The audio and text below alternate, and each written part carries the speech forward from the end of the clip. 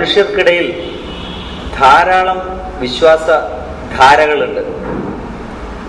ഭൂമിയിലുള്ള മനുഷ്യരെ മുഴുവൻ നമ്മൾ വിലയിരുത്തുകയാണെങ്കിൽ എല്ലാവരും വ്യത്യസ്തങ്ങളായ വിശ്വാസങ്ങളിലും ആചാരങ്ങളിലും ഊന്നിക്കൊണ്ടാണ് ജീവിച്ചുകൊണ്ട് പോകുന്നതെന്ന് നമുക്ക് കാണാൻ പറ്റും.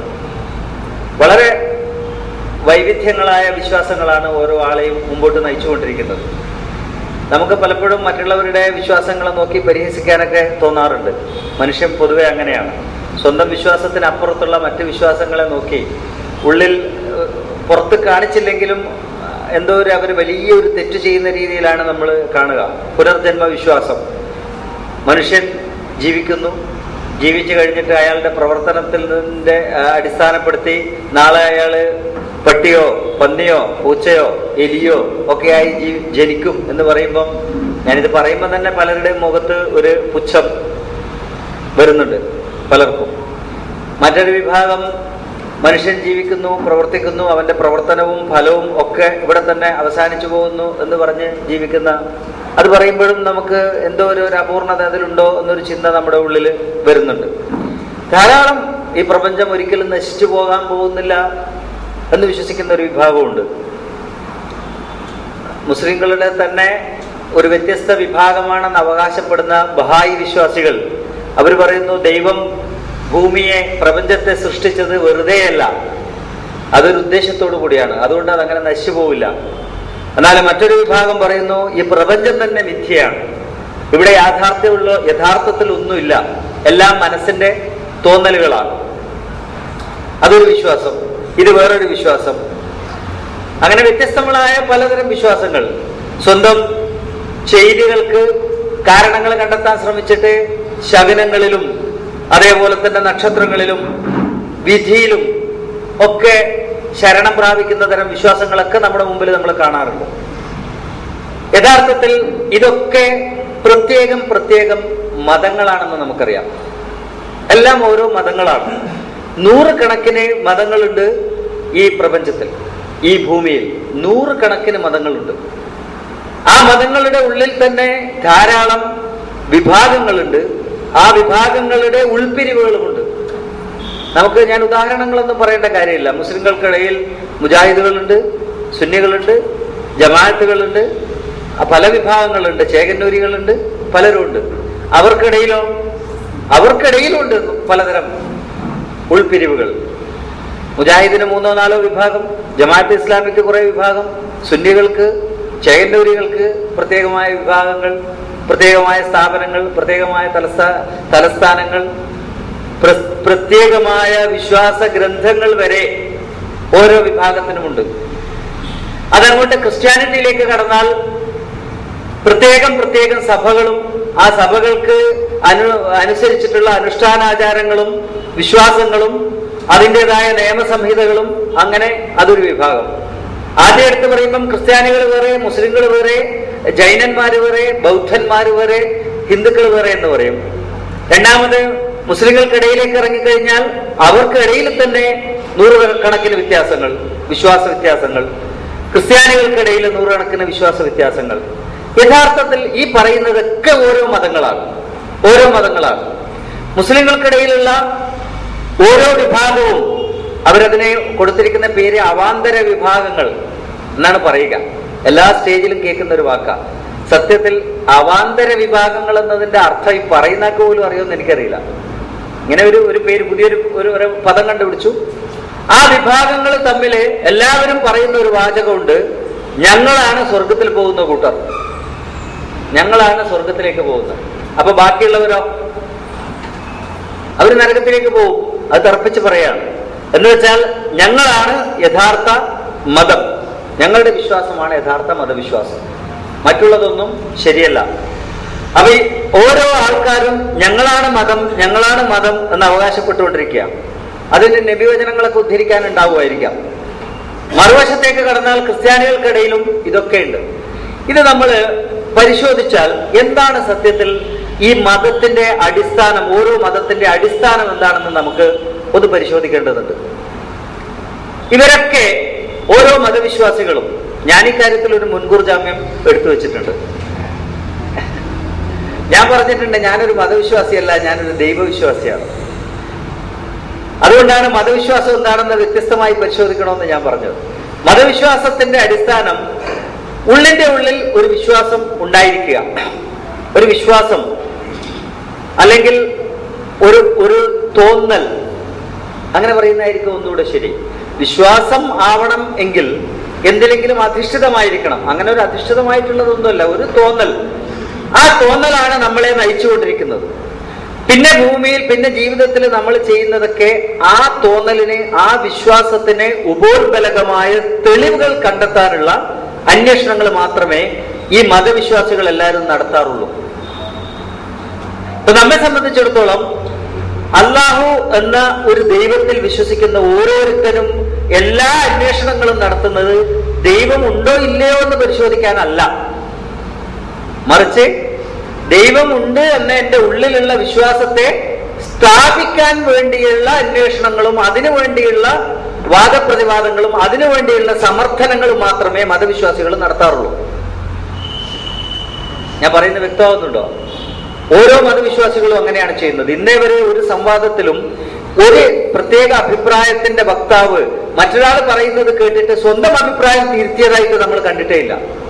എവിടെ എല്ലാവരും എന്റെ അഭിപ്രായം ഇതാണ് ശരി എന്ന് സ്ഥാപിക്കാൻ വേണ്ടിയുള്ള പഠനം, അതിനു വേണ്ടിയുള്ള അന്വേഷണം, അതിനു വേണ്ടിയുള്ള പ്രതിവാദങ്ങൾ, തർക്കങ്ങൾ, ഇങ്ങനെയാണ് മുമ്പോട്ട് പോകുന്നത്. ഇത് സത്യത്തിൽ മതത്തിന്റെ അടിസ്ഥാനപരമായ ഒരു സ്വഭാവമാണ്. ഇവിടെ എനിക്ക് തോന്നുന്നു ഈ അർത്ഥത്തിലെടുത്താൽ ലോകത്തിലെ വളരെ പ്രധാനപ്പെട്ട ഒരു മതമാണ് നിരീശ്വരവാദം. നിരീശ്വരവാദം ഈ അടിസ്ഥാനത്തിൽ, ഈ സ്വഭാവ വിശേഷത്തിൽ പരിശോധിച്ചാൽ ഒരു വലിയ മതമാണെന്ന് നിരീശ്വരവാദം. കാരണം നിരീശ്വരവാദികൾ അന്വേഷണം നടത്തുന്നത് മുഴുവൻ ദൈവമില്ല എന്ന് തെളിയിക്കാൻ വേണ്ടി മാത്രമാണ്. തന്റെ ഉള്ളിൽ നേരത്തെ ഉള്ള ഒരു വിശ്വാസം, അവരൊരു വിശ്വാസികളാണ്, ദൈവം ഉണ്ട് എന്ന് ഇപ്പൊ നമ്മൾ സാധാരണ പറയുക വിശ്വാസിയും അവിശ്വാസിയും എന്നാ പറയുക. തെറ്റായ പ്രയോഗമാണത്. ഇതും വിശ്വാസിയാണ്, അതും വിശ്വാസിയാണ്. ഇത് ദൈവം ഉണ്ടെന്ന് വിശ്വസിക്കുന്നു, അവര് ദൈവം ഇല്ല എന്ന് വിശ്വസിക്കുന്നു എന്നല്ലാതെ വിശ്വസിക്കാതിരിക്കുന്നു എന്നല്ലല്ലോ അതിന്റെ അർത്ഥം. അവിശ്വാസികളല്ല, അവരുടെ ഉള്ളിൽ ഒരു വിശ്വാസമുണ്ട്. എന്താ വിശ്വാസം? ദൈവം എന്നൊന്നില്ല, ഈ പ്രപഞ്ചത്തിന് ഒരു ആദി അവകാശപ്പെടാനില്ല, ഒരു നൈരന്തര്യത്തിന്റെ അവസാനം കണ്ടെത്താൻ കഴിയില്ല. പക്ഷേ അന്വേഷണത്തിന്റെ അവസാനം, ഞാൻ ആദ്യം ഈ ചർച്ച തുടങ്ങിയപ്പോൾ പറഞ്ഞ പോലെ, ഒരു ബിഗ് മാസ് അതിനകത്തേക്ക് ഇതിന്റെ അവസാനം കൊണ്ടെത്തിക്കുകയും ചെയ്യും. എന്ന് വെച്ചാൽ അവരുടെ ഉള്ളിലുമുണ്ട് ഒരു വിശ്വാസം. ആ വിശ്വാസപ്രകാരം ദൈവം എന്ന് പറയുന്ന ഒന്നില്ല. ആ വിശ്വാസം ഉള്ളിൽ വെച്ചിട്ടുള്ള അന്വേഷണങ്ങൾ മാത്രമേ അവർ നടത്തുന്നുള്ളൂ. എന്നിട്ട് നമ്മൾ ഈ വിഭാഗത്തിന് രണ്ട് വിശേഷണങ്ങൾ കൊടുക്കാറുണ്ട്. ഒന്ന് അവിശ്വാസികൾ. എനിക്ക് തോന്നുന്നു ആ അവിശ്വാസി എന്ന പ്രയോഗം നമ്മൾ തിരുത്തണം. അവര് അവിശ്വാസികളല്ല, അവര് പ്രത്യേകമായ ഒരു വിശ്വാസധാരയുടെ വക്താക്കളാണ്. നേരത്തെ പറഞ്ഞതുപോലെ ഓരോ വിശ്വാസധാരയിൽ ഓരോ വിഭാഗങ്ങളും പെട്ടതുപോലെ ഇവരും ഒരു വിശ്വാസധാരയിൽ പെട്ടു. എന്ത് പരിശോധന നടത്തിയാലും, എന്ത് വാദപ്രതിവാദം നടത്തിയാലും എല്ലാം ദൈവമില്ല എന്ന് തെളിയിക്കാൻ വേണ്ടി മാത്രം. ദൈവമുണ്ടോ ഇല്ലയോ എന്ന് പരിശോധിക്കാൻ വേണ്ടിയുള്ള അന്വേഷണത്തിൽ അവർ പെടാറില്ല. അതുകൊണ്ട് വിശ്വാസികൾ എന്ന് മാത്രമേ അവരെയും പറയാവൂ, അവിശ്വാസികൾ എന്ന് പറയാൻ പറ്റില്ല.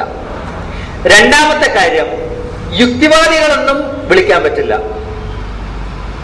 കാരണം യുക്തി എന്ന് വെച്ചാൽ ഒരു കാര്യം അതിന്റെ സത്യാവസ്ഥ കണ്ടെത്താൻ വേണ്ടി ബുദ്ധി ഉപയോഗിച്ചുകൊണ്ട് കാര്യങ്ങളെ വിശകലനം ചെയ്തിട്ട് ഒരു റിസൾട്ട് പ്രതീക്ഷിക്കുന്ന അന്വേഷണത്തിനാണ് യുക്തി എന്ന് പറയുക. അന്വേഷണത്തിന്റെ അവസാനത്തിൽ ഒരു പുതിയ റിസൾട്ട് കിട്ടണം. ആ റിസൾട്ട് സ്വീകരിക്കാൻ തയ്യാറായ മനസ്സും കൊണ്ടുള്ള ഒരു അന്വേഷണമായിരിക്കണം യുക്തിപൂർവമുള്ള അന്വേഷണം. ഞാൻ പറയുന്നത് വ്യക്തമാവുന്നുണ്ടോ? യുക്തിപൂർവമുള്ള അന്വേഷണം എന്ന് പറഞ്ഞാൽ അതാണ്. അന്വേഷണത്തിന്റെ അവസാനത്തിൽ കിട്ടുന്ന result, whatever it may be, we must be ready to accept it. We should keep our minds open to accept it. പക്ഷേ അത്തീസ്റ്റുകൾ ഈ വിഷയത്തിലും യുക്തിവാദികളെന്ന് വിശേഷിപ്പിക്കപ്പെടാൻ പറ്റാത്ത വിധം ഒരു മുൻ തീരുമാനത്തിന്റെ തെളിവുകളാണ് പരിശോധിക്കുന്നത്. ഒരു റിസൾട്ടിന് വേണ്ടിയിട്ടുള്ള അന്വേഷണമല്ല, നേരത്തെ ഉണ്ടാക്കി വെച്ച റിസൾട്ടിന് വേണ്ടിയിട്ടുള്ള തെളിവുകൾ പരിശോധിക്കുകയാണ്. അതെങ്ങനെ യുക്തിവാദമാവും? ചിന്തിക്കണം ഓരോ ആളും. നമ്മള് കാരണം എന്താണെന്നറിയോ, പലരെ സംബന്ധിച്ചിടത്തോളം യുക്തിവാദി എന്ന് വിളിക്കപ്പെടുന്നവന്റെ മുമ്പിൽ നിൽക്കുമ്പം ഒരു വല്ലാത്ത അപകർഷതാബോധമുണ്ട്. അവര് ബുദ്ധി ഉപയോഗിക്കുന്നവർ, നമ്മൾ ബുദ്ധി ഉപയോഗിക്കാത്തവർ എന്നൊരു തോന്നൽ നമുക്കുണ്ട് ഉള്ളില്. ആ തോന്നൽ മാറണമെങ്കിൽ ആദ്യം മനസ്സിലാക്കണം, ബുദ്ധി ഉപയോഗിക്കപ്പെടുന്നില്ല ഈ അന്വേഷണത്തിൽ എന്ന സത്യം മനസ്സിലാക്കണം.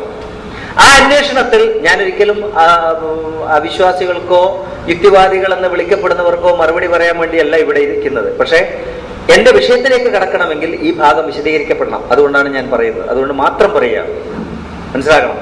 അവിശ്വാസികൾ അല്ലെങ്കിൽ യുക്തിവാദികൾ എന്നൊരു പ്രത്യേക വിഭാഗത്തെ വിളിക്കുമ്പം എന്തൊക്കെ പറഞ്ഞാലും അറിയാതെ ഉള്ളിന്റെ ഉള്ളിൽ നമുക്ക് തോന്നിപ്പോകുന്നു, അവരെക്കാൾ അല്പം താഴെയാണോ നമ്മൾ ചിന്താതലത്തിൽ, ബുദ്ധിശക്തിയിൽ അല്പം താഴെയാണോ?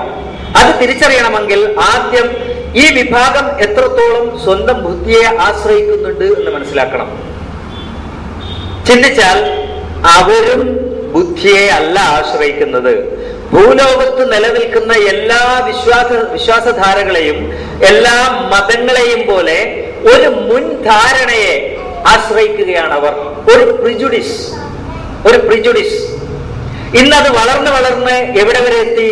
ക്രിസ്ത്യാനിയുടെ മകൻ ക്രിസ്ത്യാനിയായി ജനിക്കുന്നു എന്ന് അവകാശപ്പെടും പോലെ, മുസ്ലിമിന്റെ മകൻ മുസ്ലിമായി ജനിക്കുന്നു എന്ന് അവകാശപ്പെടും പോലെ, നിരീശ്വരവാദിയുടെ മകൻ നിരീശ്വരവാദിയായി ജനിക്കുന്നു എന്നിടത്തോളമായി അതൊരു ജാതിയായി വളർന്നു. മനസ്സിലാക്കണം. ആ ഒരു വിഭാഗത്തെ മനസ്സിൽ വെച്ചുകൊണ്ട് വേണം ഇത് കൈകാര്യം ചെയ്യാൻ. ഞാൻ പറഞ്ഞു വരുന്നത്, യുക്തിചിന്തയിൽ അധിഷ്ഠിതമായ ഒരു അന്വേഷണമല്ല ഇന്ന് നിരീശ്വരവാദം എന്ന പ്രസ്ഥാനം നടത്തുന്നത്. കൃത്യമായി ചില കാഴ്ചപ്പാടുകളുണ്ട്. അവരുടെ ആചാര്യന്മാർ പറഞ്ഞു കൊടുക്കുന്ന ചില കാഴ്ചപ്പാടുകൾ മതാചാര്യന്മാർ പറഞ്ഞു കൊടുക്കും പോലെ, പള്ളിയിലെ ഖത്തീബ് അല്ലെങ്കിൽ ക്രിസ്ത്യൻ പള്ളിയിലെ അച്ഛൻ പാതിരി അല്ലെങ്കിൽ അമ്പലത്തിലെ പൂജാരി പറഞ്ഞു കൊടുക്കുന്നത് പോലെ നിരീശ്വരവാദികൾക്ക് കാര്യം പറഞ്ഞു കൊടുക്കാൻ ചില ആചാര്യന്മാരുണ്ട്. ഇവിടെ ദൈവമുണ്ട് എന്നൊരു വിഭാഗം പറയും. ആ ദൈവത്തിന്റെ രൂപം ഇന്നതാണെന്ന് പറയുമ്പോൾ അവിടെ പറയും ദൈവമില്ല, പകരം പ്രപഞ്ചം അതൊരു യാദൃശ്ചികതയാണ്. ഒരു വിശ്വാസം, വ്യത്യസ്തമായ മറ്റൊരു വിശ്വാസം, അത് മാത്രമാണ് അവിടെ നടക്കുന്നത്. സ്വതന്ത്രമായ ചിന്തയല്ല എന്നതാണ് യാഥാർത്ഥ്യം. പരമമായി പറഞ്ഞാൽ ബുദ്ധിയെ അല്ല ആശ്രയിക്കുന്നത്, സ്വന്തം ബുദ്ധിയെയോ യുക്തിയെയോ അല്ല യഥാർത്ഥത്തിൽ ഇന്ന് യുക്തിവാദികൾ എന്ന് വിളിക്കപ്പെടുന്നവർ ആശ്രയിക്കുന്നത് എന്ന് സത്യം മനസ്സിലാക്കണം. പിന്നെ എന്തിനെയാണ് ആശ്രയിക്കുന്നത്? ഇന്നത്തെ ഓരോ മതവിശ്വാസിയും ആശ്രയിക്കുന്നത് പോലെ നേരത്തെ തീരുമാനിക്കപ്പെട്ട ചില കാര്യങ്ങളെ ആര് തീരുമാനിച്ചു? ആ കാര്യം അത് വേറെ ആരോ തീരുമാനിച്ചു. നമുക്ക് ഈ കാര്യങ്ങൾ പകർന്നു തരുന്ന ആരോ തീരുമാനിച്ചു. മുസ്ലിമിനോട് അള്ളാഹു എന്നൊരു ദൈവമുണ്ട് എന്ന് ആരാ പറഞ്ഞു കൊടുത്തത്? ഒരു മുൻഗാമി പറഞ്ഞു കൊടുത്തു. ഇതിനെ വിശ്വസിക്കൽ അന്ധവിശ്വാസമാണെങ്കിൽ ഇന്നത്തെ നിരീശ്വരവാദിയുടെ നിരീശ്വരവാദം അന്ധവിശ്വാസമാണ്. അന്ധമായിട്ടാണ് അയാൾ അത് വിശ്വസിക്കുന്നത്. തെളിവിന്റെ അടിസ്ഥാനത്തിലല്ല, യുക്തിവാദത്തിന്റെ യുക്തിയിൽ അധിഷ്ഠിതമായ ചിന്തയുടെ അടിസ്ഥാനത്തിലല്ല, ബുദ്ധിയെ ആശ്രയിച്ചുകൊണ്ടല്ല അവർ ഒരു തീരുമാനത്തിലെത്തുന്നത്. വ്യക്തമായി മനസ്സിലാക്കണം, വ്യക്തമായും ചിന്തിക്കേണ്ട ഒരു വിഷയം. ഒരു കാരണവശാലും മനുഷ്യനെ ദൈവം കൊടുത്തിരിക്കുന്ന ഏറ്റവും പ്രധാനപ്പെട്ട ആയുധമായ, ഏറ്റവും പ്രധാനപ്പെട്ട ഉപകരണമായ ബുദ്ധിയെ അവഗണിച്ചുകൊണ്ടുള്ള ഒരു ചിന്താധാരയെയും മനുഷ്യന് സ്വീകരിക്കാൻ പാടില്ല. അത് യുക്തിവാദി എന്ന് അവകാശപ്പെടുന്നവർ സ്വീകരിച്ചാലും തെറ്റാണ്, മുസ്ലിം എന്ന് അവകാശപ്പെടുന്നവന് സ്വീകരിച്ചാലും തെറ്റാണ്, ഏത് ചിന്താധാരയുടെ ആളെന്ന് അവകാശപ്പെടുന്നവൻ സ്വീകരിച്ചാലും തെറ്റാണ്. കാരണം മനുഷ്യന് ദൈവം കൊടുത്തിരിക്കുന്ന ഏറ്റവും പ്രധാനപ്പെട്ട ഉപകരണമാണ് ബുദ്ധി. ഈ ബുദ്ധിയെ അവഗണിച്ചുകൊണ്ട്, ഈ ബുദ്ധിയെ മാറ്റി നിർത്തിക്കൊണ്ട് ദൈവമില്ല എന്ന് പറഞ്ഞാലും തെറ്റ്, ദൈവമുണ്ട് എന്ന് പറഞ്ഞാലും തെറ്റ്, ഒരേപോലെ. ഒരവകാശതയും വേണ്ട അവരുടെ മുമ്പിൽ നിൽക്കാൻ. നമ്മൾ എത്രത്തോളം തരംതാണിരിക്കുന്നോ അത്രത്തോളം തരംതാണിരിക്കുന്നു അവരും. നമ്മൾ കുറെ ഉയർന്നു എന്നല്ല ഞാൻ പറയുന്നത്. ഇവിടെ ഉയരണമെങ്കിൽ എന്ത് ചെയ്യണം എന്നതാണ് ചിന്ത. ഒരു സമതലത്തിലാണ് എല്ലാവരും നിൽക്കുന്നത് എന്ന് മനസ്സിലാക്കുക. നിരീശ്വരവാദികളായാൽ അവരൊരു ചിന്താധാര, ഒരു വിശ്വാസം. അതുകൊണ്ടാണ് ഞാൻ പറഞ്ഞത്, നിരീശ്വരവാദം ഇന്നത്തെ ഒരു പ്രാമാണികമായ മതമായി മാറിയിരിക്കുന്നു, ഒരു ജാതിയായി മാറിയിരിക്കുന്നു നിരീശ്വരവാദം, മറ്റെല്ലാ മതങ്ങളും പോലെ. ഇവിടെ നിന്ന് മാറണമെങ്കിൽ എന്ത് ചെയ്യണം? ഖുർആൻ പറയുന്നു, ഖതമല്ലാഹു അലാ ഖുലൂബിഹിം വഅലാ സമഇഹിം വഅലാ അബ്സ്വാരിഹിം ഇശാവത്തുൻ. ഖുർആൻ എത്രത്തോളം ബുദ്ധിയെ ആശ്രയിക്കാൻ മനുഷ്യനോട് ആവശ്യപ്പെടുന്നു എന്ന് ചിന്തിക്കണം. ഇവിടെ ഖതമല്ലാഹു അലാ ഖുലൂബിഹിം വഅലാ സമഇഹിം വഅലാ അബ്സ്വാരിഹിം. രസകരമായ ഒരു വ്യാഖ്യാനം ഇതിനെ കുറിച്ച് ഞാൻ മുമ്പ് കേട്ടിട്ടുണ്ട്. എന്താ? അള്ളാഹു മനുഷ്യന്റെ ഹൃദയങ്ങളിൽ ഒരു സീല് വെക്കുകയാണ് പോലും. ഖതമല്ലാഹു അലാ ഖുലൂബിഹിം. അത് തുറന്ന് പരിശോധിച്ചാൽ ഒരു കറുത്ത കുത്ത് കാണാം. മുസ്ലിയാക്കന്മാർ പ്രസംഗിക്കുന്നത് ഞാൻ കേട്ടതാ, കറുത്ത കുത്ത് കാണും. അത് വ്യാഖ്യാനിച്ച് എവിടെ വരെ എത്തിയെന്നറിയോ? ഈ കറുത്ത കുത്ത് കാണാന്ന് പറയുമ്പോൾ ഞാൻ എന്റെ ചിന്ത പോയത്, അല്ല പറഞ്ഞിരിക്കുന്നത് ഖതമല്ലാഹു അലാ ഖുലൂബിഹിം വഅലാ സമഇഹിം. ചെവിയിലുണ്ട്, ഹൃദയത്തിൽ മാത്രമല്ല.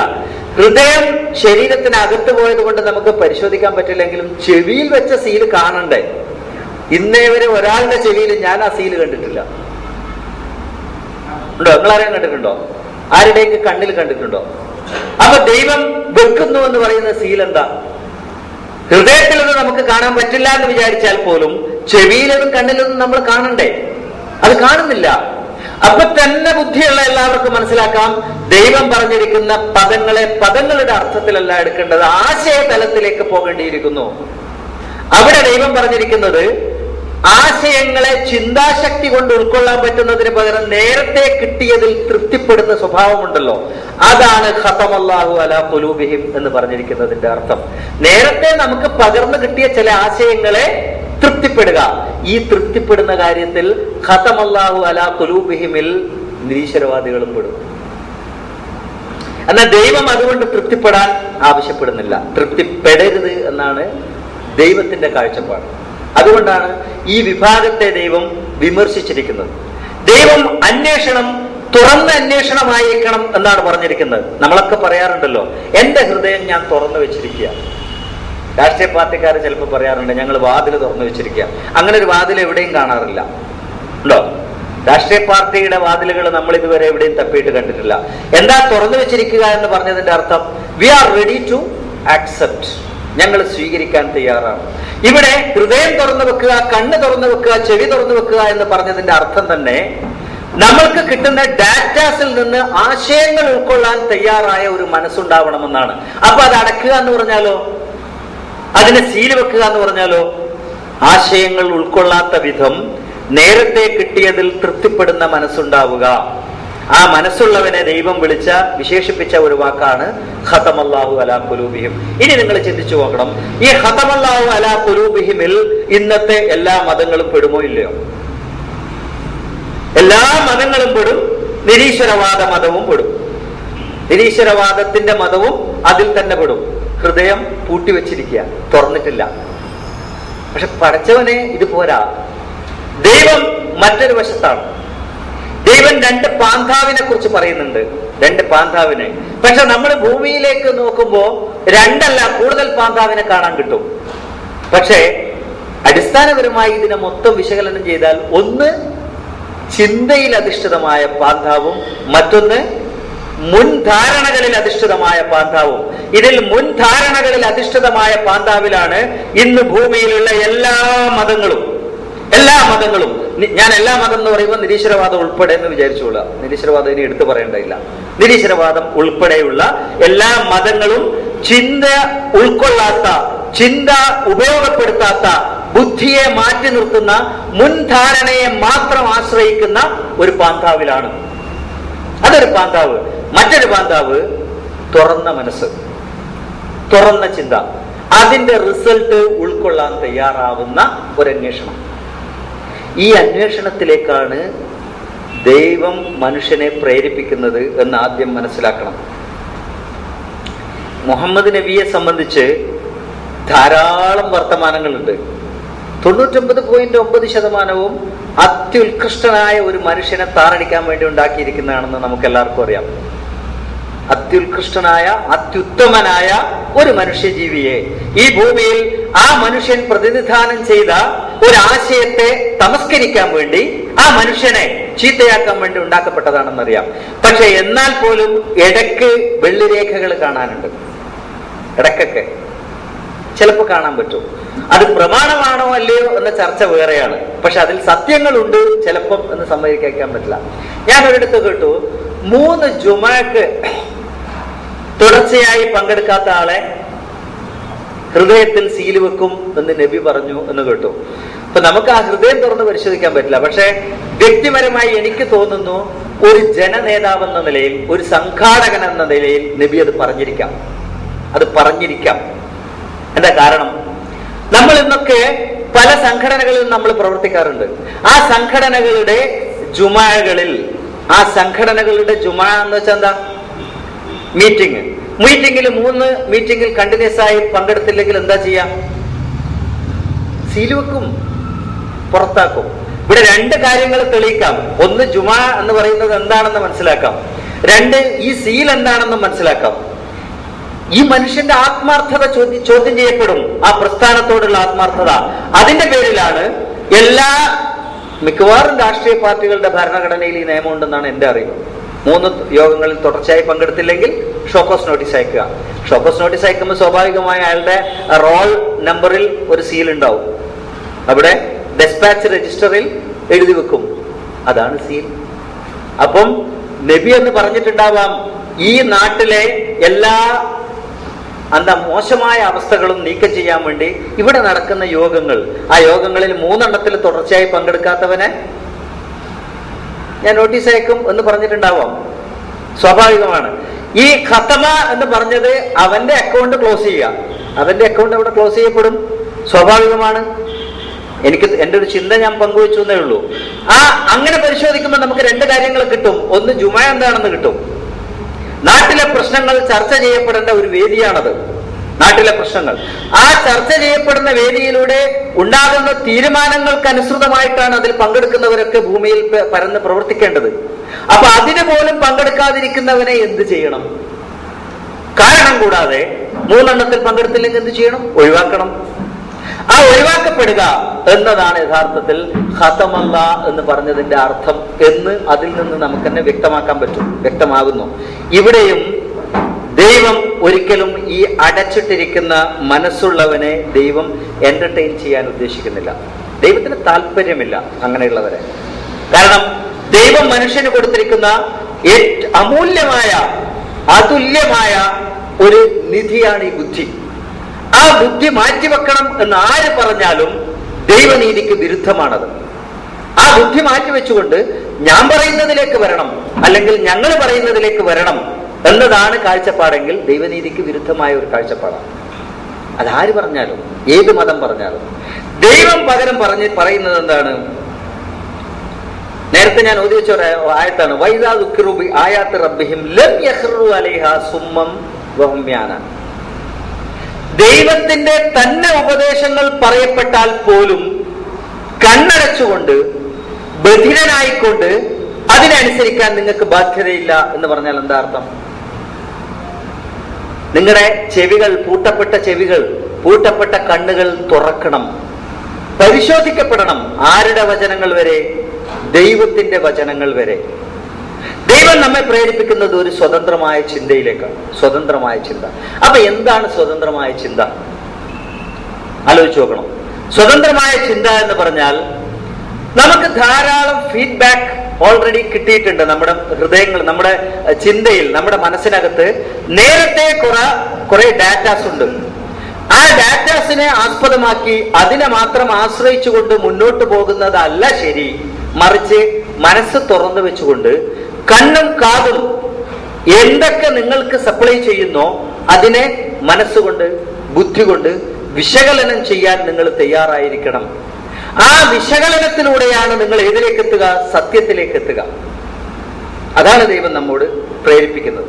നമ്മൾ ഒരു 6-7 ആഴ്ചകളായിട്ട് ഈ വഴിക്ക് നമ്മളൊരു സഞ്ചാരം നടത്തിയപ്പോൾ നമുക്ക് ദൈവം തന്നെ മുന്നോട്ട് വെച്ചതുപോലെ ഖലഖല്ലാഹു സമാവാതി വൽ അർള ബിൽ ഹഖ് എന്ന് പറഞ്ഞതിന്റെ അടിസ്ഥാനത്തിൽ ഇന്ന ഫീ ദാലിക ലആയത്തൻ ലിൽ മുഅ്മിനീൻ എന്നും കൂടി ദൈവം പറഞ്ഞതിന്റെ അടിസ്ഥാനത്തിൽ നമ്മൾ പ്രപഞ്ചം മുഴുവൻ പരിശോധിച്ചു നോക്കുമ്പോൾ കുറെ കാര്യങ്ങൾ നമുക്ക് കണ്ടെത്താൻ കഴിഞ്ഞു. കുറെ കാര്യങ്ങൾ ദൈവം എന്ന് പറയുന്ന ഒരു പ്രതിഭാസം ഒരു തുടക്കം എന്ന നിലയിൽ ഉണ്ടായേ പറ്റൂ. ആ പ്രതിഭാസം വേണ്ട രീതിയിൽ ഒരു നിയന്ത്രണം നടത്തിയില്ലെങ്കിൽ ഈ പ്രപഞ്ചം ഇങ്ങനെ നിലനിന്ന് പോവുക ബുദ്ധിമുട്ടാണ്. ഒപ്പം തന്നെ അങ്ങനെ പ്രതിഭാസം വൈവിധ്യമുള്ള വിവിധങ്ങളായ വ്യത്യസ്ത കോണുകളിൽ നിന്ന് വ്യത്യസ്ത ശക്തിപ്രഭാവങ്ങളായി മാറിയാൽ ഈ പ്രപഞ്ചം ഇതുപോലെ പൂർണ്ണതയോടെ നിലനിൽക്കുക ബുദ്ധിമുട്ടാണ്. ഇത്തരം കുറേ കാര്യങ്ങൾ നമുക്ക് മനസ്സിലാക്കാൻ കഴിയും. അങ്ങനെ മനസ്സിലാക്കി കഴിഞ്ഞാൽ ഒരു ദൈവം എന്ന് പറയുന്ന ഒരു പ്രതിഭാസത്തെ നമുക്ക് കാണാൻ പറ്റും, മനസ്സുകൊണ്ട് കാണാൻ പറ്റും. ആ കാണാൻ പറ്റുന്ന അവസ്ഥയിലേക്ക് എത്താൻ വേണ്ടി നമ്മൾ സ്വീകരിക്കേണ്ട മാർഗമാണ് ഈ ഹൃദയവും നമ്മുടെ ഇന്ദ്രിയങ്ങളും തുറന്നു വെക്കുക എന്നത്. ആ മാർഗത്തിൽ എന്ത് വിശ്വാസത്തിന്റെ പേരിലായാലും, ഏകദൈവ വിശ്വാസത്തിന്റെ പേരിലായാൽ പോലും ഹൃദയവും ഇന്ദ്രിയങ്ങളും അടച്ചു വെക്കൽ തെറ്റാണ്. ഏകദൈവ വിശ്വാസത്തിന്റെ പേരിലായാൽ പോലും, ദൈവമില്ല എന്നതിന്റെ പേരിലായാലും, എന്തിന്റെ പേരിലായാലും ഈ അത്ഭുത സിദ്ധിയെ തമസ്കരിക്കൽ മാനുഷികമല്ല. ദൈവം തന്ന ഏറ്റവും അതുല്യമായ ഈ ഉപകരണത്തെ ഉപയോഗിക്കാതിരിക്കൽ മാനുഷികമല്ല എന്ന് മനസ്സിലാക്കാൻ നമുക്ക് കഴിയുന്നു. അങ്ങനെ ഉപയോഗിച്ചു വരുമ്പോൾ നമുക്ക് ദൈവത്തിലേക്കുള്ള ഒരു മാർഗം അതല്ലാതെ വേറെ ഇല്ല. ദൈവത്തിലേക്ക് സ്വതന്ത്ര ചിന്തയിലൂടെ പോകുമ്പോൾ എത്താൻ കഴിയുന്നു എന്നാണ് എൻ്റെ വിശ്വാസം. ഇനി അങ്ങനെ നമ്മളൊരു ദൈവത്തിലേക്ക് എത്തിക്കഴിഞ്ഞാൽ, ദൈവത്തെ നമ്മൾ കണ്ടെത്തിക്കഴിഞ്ഞാൽ പിന്നെ എന്താണ് സാധാരണഗതിയിൽ ഒരു മനുഷ്യൻ ചെയ്യേണ്ടത് എന്ന ചിന്തയിലേക്ക് കൊണ്ടുപോകാനാണ് ഞാൻ ഉദ്ദേശിക്കുന്നത്. അതുകൊണ്ടാണ് ഞാൻ ഈ തുടക്കം പറഞ്ഞത്. നമ്മൾ ചിന്തിച്ചു നോക്കണം, എന്താ നമ്മൾ അറിവിന്റെ അടിസ്ഥാനത്തിൽ മാത്രമേ നമുക്ക് ദൈവത്തെ കണ്ടെത്താൻ പറ്റൂ എന്ന് നമ്മൾ പറയുകയുണ്ടായി. അതേപോലെ തന്നെ അറിവ് അടിസ്ഥാനമാക്കേണ്ട, അറിവ് ഉപയോഗപ്പെടുത്തേണ്ട മറ്റൊരു മേഖലയാണ് ദൈവത്തെ തിരിച്ചറിഞ്ഞ ശേഷം ഭൂമിയിൽ എന്താണ് നമ്മുടെ ദൗത്യം എന്ന് തിരിച്ചറിയാൻ കൂടി ഈ അറിവിനെ തന്നെ ആശ്രയിക്കേണ്ടിയിരിക്കുന്നു, ഈ ബുദ്ധിയെ തന്നെ ആശ്രയിക്കേണ്ടിയിരിക്കുന്നു. അല്ലെങ്കിൽ പരിപൂർണമായും നമ്മൾ പരാജയപ്പെട്ടു പോകും. നമ്മൾ വ്യത്യസ്തമായ മറ്റൊരു പാന്താവിലേക്ക് പോയി പോകും. കാരണം ഈ ഭൂമിയിൽ മനുഷ്യന് ഒരു ദൗത്യമുണ്ട്, ഒരു ഡ്യൂട്ടിയുണ്ട്. ആ ദൗത്യം നിർവഹിക്കണമെങ്കിൽ എന്താണ് ദൗത്യമെന്ന് തിരിച്ചറിയണം. ആ തിരിച്ചറിവിന് മുന്നോടിയായി തിരിച്ചറിയേണ്ടതാണ് ആരാണ് ഈ ദൗത്യം നമ്മെ ഏൽപ്പിക്കുന്നത് എന്ന തിരിച്ചറിവ്. അത് നമ്മൾ അന്വേഷണത്തിലൂടെ തിരിച്ചറിഞ്ഞു. ഇനി ആ ഏൽപ്പിക്കുന്നവൻ എന്ത് ദൗത്യമാണ് നമ്മളെ ഏൽപ്പിച്ചിരിക്കുന്നത് എന്ന് തിരിച്ചറിയണം. ഇവിടെയും ഞാൻ പറയട്ടെ, പരിപൂർണമായ അന്വേഷണത്തെയും ബുദ്ധിയെയും അല്ലാതെ മറ്റൊന്നിനെയും നമുക്ക് ആശ്രയിക്കാവതല്ല. എന്റെ നാട്ടിൽ പണ്ടൊരു വൈദ്യരുണ്ടായിരുന്നു, ഒരു നാട്ടുവൈദ്യര്. ആ നാട്ടുവൈദ്യര് നാട്ടിലുള്ള ആർക്ക് വയറുവേദന വന്നാലും ഇയാളെടുത്ത് പോയാൽ 1 മണിക്കൂറിനകം അല്ലെങ്കിൽ അരമണിക്കൂറിനകം അസുഖം മാറും. അയാൾ കൊടുക്കുക ഒരു പ്രത്യേകം മരുന്ന്. കണ്ണാളക്ക് എന്ന് പറയുന്ന ഒരു ചെടിയുണ്ട്, നിങ്ങൾക്കറിയാവോ? ഈ ഭാഗത്തൊക്കെ ഉണ്ടോ അത്? കണ്ണാളക്ക് എന്ന് പറയുന്ന ഒരു വേലിയിലൊക്കെ വളർത്തുന്ന ഒരു ചെടിയാണ്. അതിന്റെ തണ്ടിങ്ങനെ ഒടിച്ചു കളഞ്ഞാൽ അതിനകത്ത് നിന്ന് പാലിറ്റ് വീഴും. അസിഡിറ്റി ഉള്ള ഒരു തരം പാലാണ്. ഈ പാല് ഗ്ലാസിനകത്ത് നിറച്ചിട്ട് ഈ വൈദ്യര് ഒരു വിരലിട്ടിട്ട് ഇങ്ങനെ ഇളക്കും, എന്നിട്ട് കുടിക്കാൻ കൊടുക്കും. കുടിച്ചു കഴിഞ്ഞാൽ ഇയാളുടെ വയറുവേദന അങ്ങ് മാറും. ഇത് കുറെ കാലം കണ്ടുകൊണ്ടിരുന്ന ഒരു കമ്പൗണ്ടർ, ഇയാളുടെ കൂടെ നടക്കുന്ന ഒരാൾ വിചാരിച്ചു ഈ കണ്ണാളക്കിന്റെ പാല് എന്ന് പറയുന്ന, ഈ കണ്ണാളക്ക് എന്ന് പറയുന്ന സാധനം എല്ലാ വേലിയിലും ഉണ്ട്. ഇന്നല്ല, പണ്ടാണ്. ഇന്ന് കംപ്ലീറ്റ് കല്ലായിപ്പോയി. എല്ലാ വേലിയിലും ഉണ്ട്. ഇത് ഒടിച്ചെടുക്കാൻ വൈദ്യരുടെ സഹായം ആവശ്യമില്ല. മാത്രമല്ല ഈ വൈദ്യർക്ക് ഇത് ഒടിച്ചു കൊണ്ടു കൊടുക്കുന്നത് ഞാനാണ്. പിന്നെ ഇതൊരു ഗ്ലാസ്സിലാക്കിയിട്ട് വിരലിട്ട് ഇളക്കാനാണോ ഇത്രയും ബുദ്ധിമുട്ട്? അതിനെന്തിനാ വൈദ്യര്? അപ്പൊ ഞാൻ പഠിച്ചു, എന്റെ അറിവ് പൂർണ്ണമായി. ഇയാൾ പിറ്റേ ദിവസം വേറൊരു അപ്പുറത്ത് റൂം തുറന്നു, ഇയാൾ തുടങ്ങി. സ്വാഭാവികമായിട്ടും നമ്മളൊക്കെ ഞാൻ നേരത്തെ പറഞ്ഞ പോലെ എളുപ്പവഴി ആലോചിക്കുന്നവരാ. നമ്മളും ചിന്തിക്കും, എത്ര കാലമായി ആ വൈദ്യരുടെ കൂടെ എല്ലാം പഠിച്ചിട്ടുണ്ടാവും. ഇയാളെടുത്താകുമ്പോൾ കുറച്ച് നടന്നാൽ മതി, ദൂരെ പോകണ്ട. ഇയാളുടെ അടുത്ത് പോയി, ഇയാളൊരു കണ്ണാളക്ക് എന്റെ വെള്ളം എടുത്തു, പാലെടുത്തു, ഇങ്ങനെ ഇട്ട് കലക്കിയിട്ട് കൊടുത്തു. കുടിച്ചു കഴിഞ്ഞ് നോക്കുമ്പോൾ കുടിച്ചവന്റെ വയറ്റിനകത്ത് ആസിഡ് കുടിച്ച പോലെ വയറുവേദന മാറുന്നില്ല, വല്ലാത്ത വേദന. ഇയാൾ ഓടിപ്പോയി കിണറ്റിൽ ചാടിയിട്ടും വേദന പോകുന്നില്ല. വേദന മാറാൻ വേണ്ടി കിണറ്റിൽ ചാടിയതാ. എല്ലാം എടുത്ത് പൊക്കിയെടുത്തു. അവസാനം ഇയാളെയും വൈദ്യരെയും ഒക്കെ കൊണ്ടുപോയി പഴയ വൈദ്യരുടെ അടുത്തേക്ക് നാട്ടുകാർ. എന്നിട്ട് ചോദിച്ചു, എന്താ വൈദ്യരെ ഇതിന്റെ തന്ത്രം? പറഞ്ഞു, ഞാൻ ഈ വിരലിന്റെ ഇടയിൽ ഒരു മരുന്ന് വെക്കുന്നുണ്ട്, ഇങ്ങനെ കലക്കുമ്പോ. അത് ഇയാള് കണ്ടിട്ടില്ല. ഇയാള് വെറും വിരലിട്ടിട്ടാ കലക്കിയത്. ഇത് മന്ത്രവാദമൊന്നുമല്ല, ഇതിനകത്തൊരു മരുന്നുണ്ട്. ഈ അറിവ് പൂർണ്ണമാകണമെങ്കിൽ ഈ വഴിക്ക് തന്നെ പഠിക്കണം, അന്വേഷിച്ച് പഠിക്കണം. അല്ലെങ്കിൽ ഈ രണ്ടാമത്തെ വൈദ്യന്റെ അവസ്ഥ വരും നമുക്ക്. ഇന്ന് നമ്മളെ സമൂഹത്തിൽ മിക്കവാറും എല്ലാവരും ഈ രണ്ടാമത്തെ വൈദ്യന്റെ അവസ്ഥയിലാണ്. മുറി വൈദ്യൻ ആളെ കൊല്ലും എന്ന അവസ്ഥയിലാണ് ഉള്ളത് എല്ലാ പാതിരിമാരും. ഞാൻ ഇന്നലെ എവിടെയോ വായിച്ചു, നരകത്തിൽ പോകാൻ എളുപ്പ വഴി 1 വർഷം പുരോഹിതനായാൽ മതി. 1 വർഷം. പിന്നെ അപ്പൊ ചോദിച്ചു, അതിനേക്കാൾ എളുപ്പ വഴിയുണ്ട്? അതിനേക്കാൾ എളുപ്പ വഴിയുണ്ട്, ഒരാഴ്ച പള്ളിയിലെ ഭാരവാഹിയായാൽ മതി. ഒന്നെങ്കില് 1 വർഷം ഖത്തീബാകുക, അല്ലെങ്കിൽ ഒരാഴ്ച പള്ളിയിലെ ഭാരവാഹിയായാൽ മതി. അതാണ് ഇന്നത്തെ അവസ്ഥ. അവരുടെ കയ്യിലാണ് കാര്യങ്ങളൊക്കെ കിടക്കുന്നത്. വെറും ദൂരെ നിന്ന് കണ്ടതും കേട്ടതുമായ അറിവ്, അതിനെക്കുറിച്ച് ചിന്തിച്ചിട്ടില്ല. ഈ മുറിവൈദ്യന്റെ അറിവും കൊണ്ടാണ് ഇന്ന് ദൈവത്തിന്റെ കാര്യങ്ങളെ ആൾക്കാർ വിലയിരുത്തുന്നത്. അതിന്റെ അടിസ്ഥാനത്തിലാണ് പ്രവർത്തനങ്ങൾ, അതിന്റെ അടിസ്ഥാനത്തിലാണ് ജീവിതം, അതിന്റെ അടിസ്ഥാനത്തിലാണ് പരിഷ്കരണ പ്രക്രിയ നാട്ടിൽ നടക്കുന്നത്. എത്രത്തോളം സംസ്കരണവും പരിഷ്കരണവും ഉണ്ടാകും എന്ന് നമുക്ക് മനസ്സിലാക്കാൻ പറ്റും. ഇവിടെ ഞാൻ പറയട്ടെ, ദൈവത്തെ തിരിച്ചറിഞ്ഞു കഴിഞ്ഞാൽ സംശയമുള്ളവർ ഇനിയും ബാക്കിയുണ്ടാവും. ദൈവത്തെ കുറിച്ചുള്ള സംശയങ്ങൾ അത് തീർക്കാൻ എനിക്ക് കഴിയില്ല, അത് തീർക്കാൻ അവർക്കേ കഴിയും. ദൈവം തന്നെ പറഞ്ഞ എന്താ? ഹൃദയം തുറന്നു വെക്കണം. പലപ്പോഴും മലയാളത്തിൽ ഒരു ചൊല്ലുണ്ട്, ഉറക്കം നടിക്കുന്നവനെ ഉണർത്താൻ കഴിയില്ല എന്ന്. നമ്മളൊക്കെ ജീവിതത്തിൽ ഉറക്കം നടിക്കുക, എല്ലാവരും. മതത്തിന്റെ കാര്യത്തിൽ മാത്രമല്ല, നമ്മളൊക്കെ വീട്ടിൽ പോയാൽ നമ്മൾ വീട്ടിനകത്ത് പെരുമാറുന്നതിന് പോലും നമുക്ക് നമ്മുടേതായ ഒരു ചിന്താധാരയുണ്ട്. ആ ചിന്താധാരയിൽ നിന്ന് വ്യത്യസ്തമായി മറ്റൊരാളുടെ കാഴ്ചപ്പാടിനെയും അംഗീകരിക്കാൻ പറ്റാത്ത അവസ്ഥയിലാണ് നമ്മളൊക്കെ ഇപ്പൊ പലരും ഇരിക്കുന്നത്. ഓഫീസിൽ ചെന്നാൽ ഓരോ ഉദ്യോഗസ്ഥനും എന്റെ കാഴ്ചപ്പാട്, ആ കാഴ്ചപ്പാടിൽ നിന്ന് ആരും മറിച്ചൊരു അഭിപ്രായം പറഞ്ഞാലും അതൊന്ന് ചിന്തിക്കാൻ പോലും പറ്റാത്ത വിധം ഹൃദയം അടച്ചിരിക്കുന്നു. ഖതമല്ലാഹു അലാ ഖുലൂബിഹിം. വീടുകളിലോ മക്കൾ ഏത് കോഴ്സ് പഠിക്കണമെന്ന് തീരുമാനിക്കുന്നത് ആരാ? അച്ഛൻ അല്ലെങ്കിൽ അമ്മ. അവരുടെ താല്പര്യം, എന്റെ കാഴ്ചപ്പാട്, എന്റെ ഇഷ്ടം. ആ ഇഷ്ടം മതത്തിൽ പോലും വന്ന് കയറിയിരിക്കുക ഇപ്പൊ മതങ്ങളിൽ. അല്ലെങ്കിലും മതം എന്ന് പറയുന്നത് തന്നെ ചിലരുടെ ഇഷ്ടങ്ങളാണ്. ആ ഇഷ്ടങ്ങൾ തലമുറകളായി ഏറ്റെടുക്കേണ്ടി വരുന്ന ഒരു ദൗർഭാഗ്യം പിൻതലമുറക്ക് ഉണ്ടെന്നേ ഉള്ളൂ, അല്ലേ? ഒന്ന് ആലോചിച്ച് നോക്കണം. എന്താ ഈ മതം എന്ന് പറഞ്ഞാൽ? പണ്ടേതോ ഒരാൾക്ക് തോന്നിയ ഒരു ഇഷ്ടം, അതിന്റെ അടുത്ത തലമുറ ആ ഇഷ്ടം ഇങ്ങനെ ഏറ്റെടുക്കേണ്ടി വന്നു. ഏതോ ഒരു ഹദീസിൽ പറഞ്ഞ പോലെ മുതുകിൽ നിന്ന് മുതുകിലേക്ക് ഇങ്ങനെ നമ്മുടെ ഈ മുതുകിലേക്ക് പകർന്നു കിട്ടി. എന്താ കിട്ടിയത്? നുബുവത്തല്ല, ഒരു മതം, ഒരു ജാതി. ആ ജാതിയിൽ ഇങ്ങനെ തുടർന്നു വരികയാണ്. ആ ജാതിയിലേക്ക് ബുദ്ധി എന്ന് പറയുന്നത് അന്നമുണ്ടാക്കാൻ മാത്രമുള്ള ഉപകരണമായി അധപ്പതിപ്പിച്ചു നമ്മളെല്ലാവരും. അന്നം കണ്ടെത്താനുള്ള ഉപകരണങ്ങൾ മാത്രമായി അധപ്പതിപ്പിച്ചു. പക്ഷെ അല്ലാഹ് പറയുന്നത് എന്താ? ഖലഖല്ലാഹു സമാവാതി വൽ അർള ബിൽ ഹഖ് ഇന്ന ഫീ ദാലിക ലആയതൻ ലിൽ മുഅ്മിനീൻ.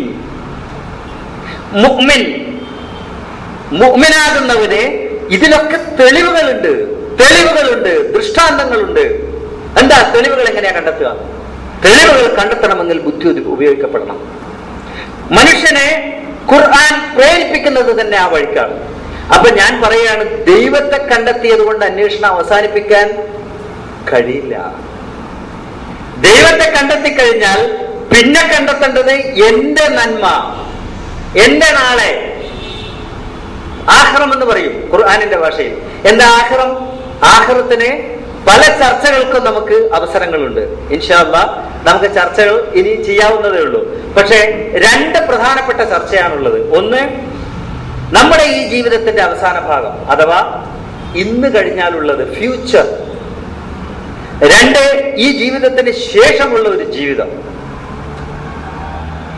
ഇത് രണ്ടും ചേർത്തിട്ടും ആകാം ആഖിറം. ആ നന്മ ആഗ്രഹിച്ചിട്ട് എന്തെങ്കിലും ചെയ്യണമെങ്കിൽ അതിലേക്കും നമുക്കൊരു മാർഗദർശനം വേണം. അതിലേക്ക് നമുക്ക് ഒരു ചൂണ്ടുപലക വേണം.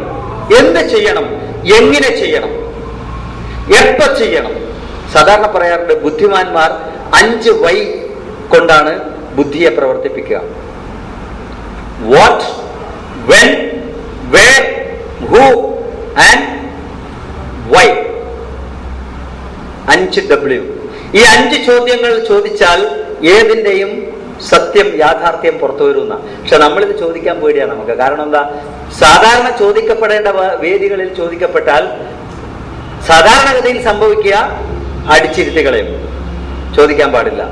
അവിടെ ഇന്ന് നമ്മൾ മതങ്ങളുടെ പേരിൽ ഉണ്ടാകുന്ന ഒരു മീറ്റിങ്ങുകളിലും ചോദ്യോത്തരങ്ങൾ കാണാറില്ല. മേലെ ഇരിക്കുന്ന, ഇവിടെ ഇരിക്കുന്ന ഒരാൾ കുറെ കാര്യങ്ങളെന്ന് പറയാ, ബാക്കിയുള്ളവരങ്ങ് കേട്ടിട്ട് പോവാ.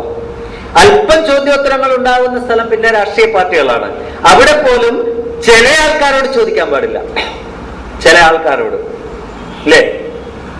ചില രാഷ്ട്രീയ പാർട്ടികളിലൊക്കെ ക്രൈസിസ് ഉണ്ടാകുമ്പോൾ അവരത് അതിൽ നിന്ന് രക്ഷപ്പെടാൻ പോലും അവർ കണ്ടെത്തുന്ന മാർഗം എന്താ അറിയോ? ഒരു പ്രത്യേക ഒരാളെ കൊണ്ടുവരിക. അയാൾ വന്നാൽ ചോദിക്കില്ല. അയാൾ വന്നാൽ പിന്നെ ചോദിക്കില്ല. ചോദ്യം ചെയ്യപ്പെടാൻ പറ്റാത്ത ചില പ്രതീകങ്ങളെ, ചില വിഗ്രഹങ്ങളെ സൃഷ്ടിച്ചു വെച്ചുകൊണ്ട് മനുഷ്യന്റെ പ്രതികരണ ശേഷി ഇല്ലാതാക്കുന്ന തലത്തിലേക്കാണ് കാര്യങ്ങൾ പോകുന്നത്. പക്ഷെ ഖുർആൻ അത് അനുവദിക്കുന്നില്ല.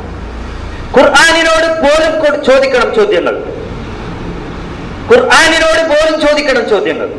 ആ ചോദ്യങ്ങൾക്ക് നമുക്ക് ഉത്തരം കിട്ടണം. ഉത്തരം കിട്ടിക്കഴിയുമ്പം അവസാനം നമ്മുടെ തലച്ചോറിന് തൃപ്തിയാകുന്ന ഒരവസ്ഥയിലെത്തും. അങ്ങനെ നമ്മളൊരു ദൈവത്തെ കണ്ടെത്തിയാൽ അടുത്തത് നമ്മുടെ പ്രവർത്തന പാന്താവ്. ഇവിടെ നമ്മൾ ഈ ചർച്ച തുടങ്ങിയിടത്തേക്ക് തിരിച്ചെത്തും. ഒരു ഫുൾ സർക്കിൾ നമ്മൾ കറങ്ങിയിട്ട് വീണ്ടും അവിടെ എത്തുക. ചർച്ച തുടങ്ങിയത് ഖുർആനിന്റെ ഒരേ ആജ്ഞ ദൈവത്തിന് വിധേയപ്പെടണമെന്ന ആജ്ഞയാണ് എന്നായിരുന്നു നമ്മുടെ തുടക്കം. യാ അയ്യുഹന്നാസു ഉഅ്ബുദൂ റബ്ബക്കുമുല്ലദീ ഖലഖകും വല്ലദീന മിൻ ഖബ്ലികും ലഅല്ലകും തത്തഖൂൻ. ഖുർആനിലെ ആദ്യത്തെ ആജ്ഞാസ്വരത്തിലുള്ള സെന്റൻസ്. ആ സെന്റൻസിലൂടെ ദൈവം പറയുന്നു, ഹേ മനുഷ്യ, നീ ദൈവത്തിന് വിധേയപ്പെടണം. ആ ദൈവത്തിന് വിധേയപ്പെടണമെങ്കിൽ ദൈവത്തെ തിരിച്ചറിയണം എന്ന കാഴ്ചപ്പാടിലാണ് നമ്മൾ ഈ അന്വേഷണം നടത്തിയത്. അങ്ങനെ ദൈവത്തെ കണ്ടെത്തിയാൽ പിന്നെ നമ്മൾ വിധേയപ്പെടലിലേക്ക് വന്നു. ഇവിടെ രണ്ടാമത്തെ ചോദ്യം, എങ്ങനെ വിധേയപ്പെടണം? എങ്ങനെ വിധേയപ്പെടണം? അതാണ് രണ്ടാമത്തെ ചോദ്യം.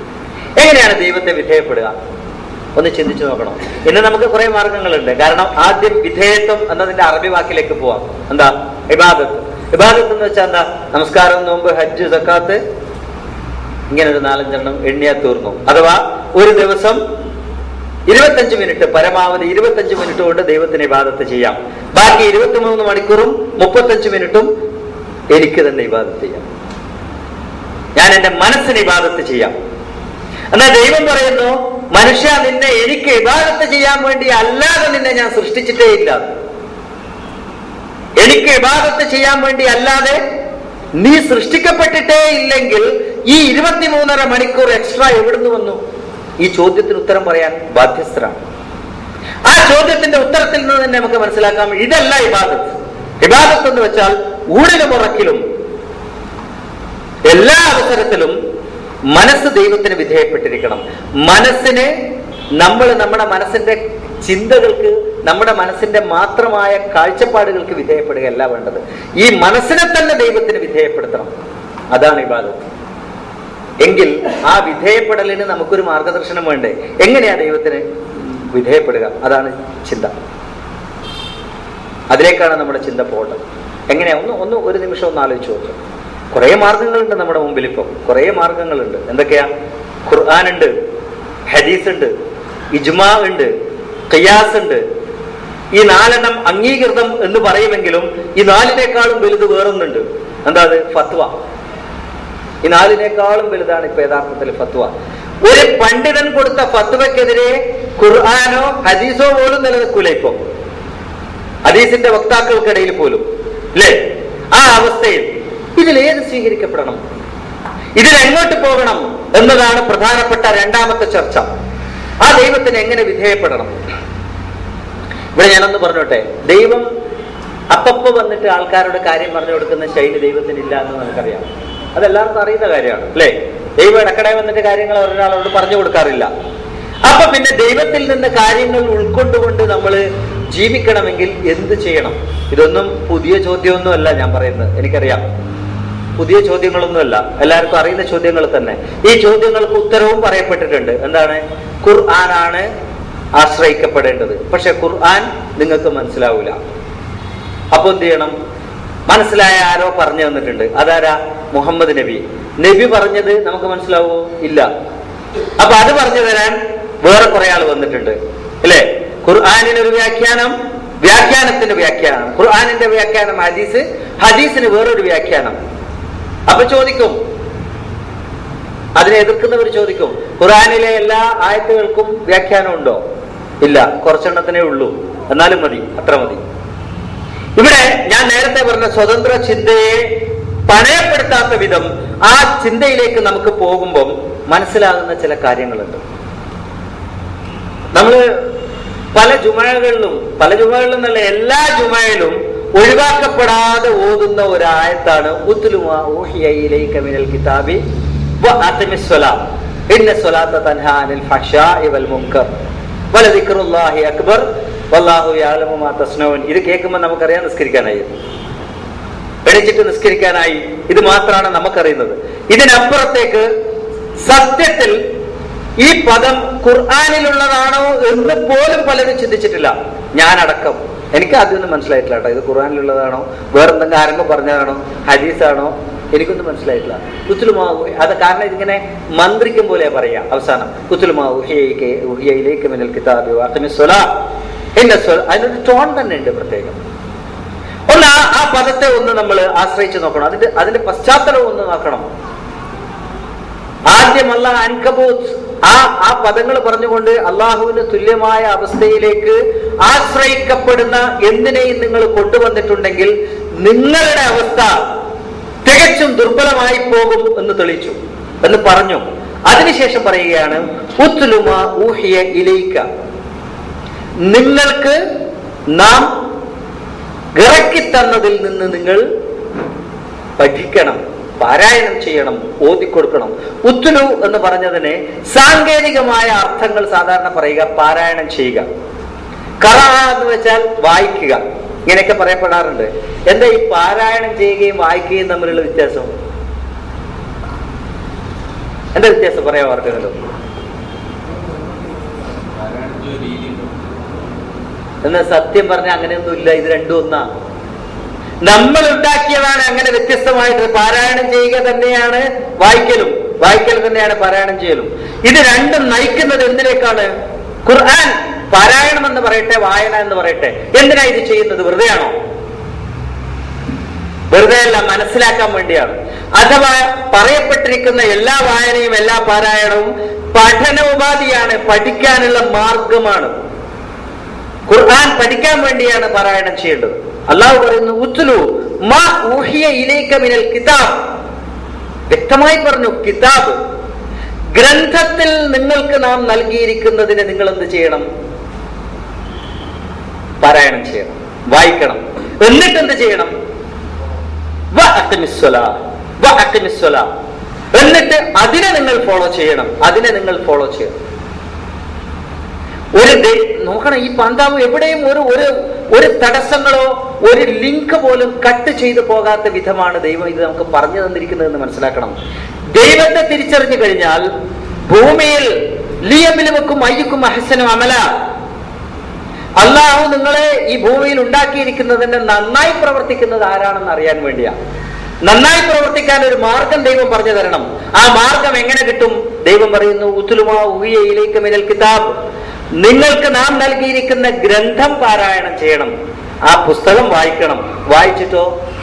വായിച്ചിട്ടെന്താ? അതിന്റെ പുണ്യം കിട്ടാൻ വേണ്ടി ഉടനെ പിന്നെ അതും കൂട്ടി വെച്ചിട്ട് പ്രാർത്ഥിക്കാനാണോ പറഞ്ഞത്? അല്ല, അതിന്റെ അടിസ്ഥാനത്തിൽ അതിനെ നിങ്ങൾ ഫോളോ ചെയ്യണം. ഫോളോ ചെയ്യണം എന്ന് വെച്ചാൽ ആ പറയുന്നത് പ്രവർത്തിച്ചിരിക്കണം. ഖുർആനിൽ പറഞ്ഞിരിക്കുന്നത് നിങ്ങൾ പ്രവർത്തിച്ചിരിക്കണം. സാധാരണ ഈ സ്വലാത്ത് എന്ന് പറയുമ്പോൾ സ്വലാത്ത് എന്നതാണ് ഫോളോ ചെയ്യുക എന്ന വാക്കായിട്ട് നമ്മളിപ്പോ ഇവിടെ പറഞ്ഞത്. ഉടനെ പലരും പറയും, ഞാൻ കേട്ടിട്ടുണ്ട്, സ്വലാത്ത് എന്ന വാക്കിന്റെ അർത്ഥം തന്നെ അട്ടിമറിച്ചു കളഞ്ഞു. ഒരു പ്രധാനപ്പെട്ട ആരോപണമാണ്. സ്വലാത്ത് എന്ന വാക്കിന്റെ അർത്ഥം അട്ടിമറിച്ചു കളഞ്ഞു. ഏതർത്ഥമാണ് അട്ടിമറിച്ചു കളഞ്ഞത്? നമസ്കാരം എന്ന അർത്ഥം. ചിന്തിക്കണം, നമസ്കാരം എന്ന അർത്ഥം അട്ടിമറിച്ചു കളഞ്ഞു. ആരട്ടിമറിച്ചു? ഫോളോ ചെയ്യണം എന്നതാണ് അതിന്റെ അർത്ഥം എന്ന് പറഞ്ഞവർ അട്ടിമറിച്ചു. ഇവിടെ നമ്മളൊരു പരിശോധനക്ക് തയ്യാറാവണം. എന്താ യഥാർത്ഥത്തിൽ സ്വലാത്ത് എന്ന വാക്കിന്റെ അർത്ഥം? ഖുർആനിൽ പല സ്ഥലങ്ങളിൽ ഈ സ്വലാത്ത് എന്ന വാക്ക് പറയപ്പെട്ടു. ഈ സ്വലാത്തിന് നമസ്കാരം എന്ന അർത്ഥം കൊടുത്തവർ ഏതൊക്കെ സ്ഥലങ്ങളിൽ ഈ നമസ്കാരം എന്ന അർത്ഥം എടുക്കുമെന്നൊന്ന് ആലോചിച്ച് നോക്കണം. ഇന്നല്ലാഹ വ മലായികത്തുഹു യുസല്ലൂന അലൻ നബിയ്യി എന്ന് പറഞ്ഞെടുത്ത് നമസ്കാരം എന്ന് ഇവർ അർത്ഥം പറയില്ല. പറഞ്ഞാ കുടുങ്ങി, അല്ലാഹ് നിസ്കരിക്കുന്നു എന്ന് പറയേണ്ടി വരും. അപ്പൊ സ്വലാത്ത് എന്ന പദത്തിന് നമസ്കാരമല്ലാത്ത അർത്ഥമുണ്ട് എന്ന് ആദ്യം പറഞ്ഞതാരാ? നമസ്കാരം എന്ന അർത്ഥം പറഞ്ഞവർ തന്നെയാണ് ആദ്യം പറഞ്ഞത്. ഞാൻ വിശദമായിട്ടത് പറയാനൊന്നും ഉദ്ദേശിക്കുന്നില്ല. കാരണം നിങ്ങൾക്കൊക്കെ അറിയുന്ന വിഷയം, നിങ്ങൾ കേട്ട വിഷയം, ഇവിടെ തന്നെ ചർച്ച ചെയ്യപ്പെട്ട വിഷയമാണ്. പക്ഷേ നമ്മൾ പോകുന്ന മാർഗത്തിൽ ഇത് വരുന്നത് കൊണ്ട് പറയുന്നു എന്നേ ഉള്ളൂ. അവിടെ വ്യക്തമായിട്ട് മനസ്സിലാക്കാം ഈ സ്വലാത്ത് എന്ന വാക്കിന് നമസ്കാരം എന്നല്ലാത്ത ഒരു അർത്ഥമുണ്ട് എന്ന് വ്യാഖ്യാന ഗ്രന്ഥങ്ങളിൽ ഇവർ തന്നെ എഴുതി വെച്ചിട്ടുണ്ട്. ഇന്നല്ലാഹു വ മലായികത്തുഹു യുസല്ലൂന അലൻ നബി, മുഹമ്മദ് നബിയുടെ മേൽ അള്ളാഹുവും മലക്കുകളും എന്ത് ചെയ്യുന്നു? രസം അതാണ്, സ്വലാത്ത് ചൊല്ലുന്നു. കുറെ ആൾ പറയും കാരുണ്യം ചൊരിയുന്നു, കുറെ ആൾ പറയും അനുഗ്രഹം ചൊരിയുന്നു. ഒരു ഉറപ്പില്ല അർത്ഥത്തിന്, ഒരുറപ്പില്ല സത്യത്തിൽ. ഈ ഉറപ്പില്ലാത്തവര് ഇപ്പൊ സാധാരണ പോലീസുകാര് പ്രതികളെ ചോദ്യം ചെയ്യുന്ന കണ്ടിട്ടുണ്ടോ? ഒരു ഉത്തരം പറഞ്ഞാൽ ആ ഉത്തരത്തിൽ നിന്ന് വ്യത്യസ്തമായ ഒരു ഉത്തരം കിട്ടിയാൽ മതി പോലീസുകാരന്, അപ്പൊ അറിയാം ഈ പറഞ്ഞത് കളവാണ്. അല്ലേ? അങ്ങനല്ലേ? ഒരു ഉത്തരം പറഞ്ഞു, നീ എവിടെയാ ആ സാധനം വെച്ചിരിക്കുന്നത് ചോദിച്ചു. അയാൾ പറഞ്ഞു, ഞാൻ കട്ടിട്ടേ ഇല്ല, ഞാൻ എടുത്തിട്ടേ ഇല്ല. പോകാൻ നേരത്തെ തിരിഞ്ഞു നിന്നിട്ട്, അപ്പൊ നീ എപ്പോഴാ കൊണ്ടുവച്ചത് അവിടെ? അപ്പൊ ഇയാൾ അറിയാതെ പറഞ്ഞു, ഞാൻ ഇന്നലെ വൈകുന്നേരം കൊണ്ടുവച്ചത്. അപ്പൊ ഉത്തരം മാറുമ്പം ആദ്യം പറഞ്ഞ കളവാണെന്ന് തെളിഞ്ഞു. ഇവര് 10 ഉത്തരം പറഞ്ഞിട്ടും ആദ്യം പറഞ്ഞ കളവാണെന്ന് സമ്മതിക്കുന്നില്ല. എന്താ ആദ്യം പറഞ്ഞത്? നമസ്കാരം എന്ന്. ഇപ്പൊ പറഞ്ഞ എന്താ? സ്വലാത്ത് തന്നെ. സ്വലാത്തിന് വേറെ അർത്ഥമില്ല, സ്വലാത്ത് തന്നെ. നബിയുടെ മേലെ സ്വലാത്ത് ചെല്ലുക, സ്വലാത്ത് വാർഷികം. നിങ്ങളുടെ നാട്ടിലുണ്ടോന്ന് അറിയില്ല കേട്ടോ. ഞങ്ങളുടെ നാട്ടിൽ പുതിയൊരെണ്ണം തുടങ്ങിയിട്ടുണ്ട്, സ്വലാത്ത് വാർഷികം. രാത്രി ഈ ദൈവമേ ഇല്ല എന്ന് പറയുന്നവർക്ക് പോലും ഉറങ്ങാൻ പറ്റൂല, ഈ ശല്യം കാരണം. ഞാനൊക്കെ എന്റെ നാട്ടിൽ നിന്ന് സ്ഥലം വിടും ആ സമയത്ത്. കാരണം കുട്ടികൾക്ക് പോലും പഠിക്കാൻ പറ്റൂല, അത്ര ബുദ്ധിമുട്ട്. അപ്പൊ ഞാൻ ആലോചിക്കുക എന്താണെന്നറിയോ, ഈ അല്ലാഹ് എന്ന് പറയുന്ന വാക്കിനെ തന്നെ തെറ്റായി കണ്ടെത്തിയിട്ട് അതിനെ വെറുക്കുന്ന ഒരു വിഭാഗമുണ്ട് സമൂഹത്തിൽ. അവരുടെ മാനസികാവസ്ഥ എന്തായിരിക്കും അപ്പൊ? അല്ലെ? അസ്തഗ്ഫിറുല്ലാഹ് അസ്തഗ്ഫിറുല്ലാഹ് അസ്തഗ്ഫിറുല്ലാഹ് എന്ന് പറഞ്ഞിട്ട് അവർക്ക് എന്താ അസ്തഗ്ഫിറു, എന്താ അല്ലാഹ്?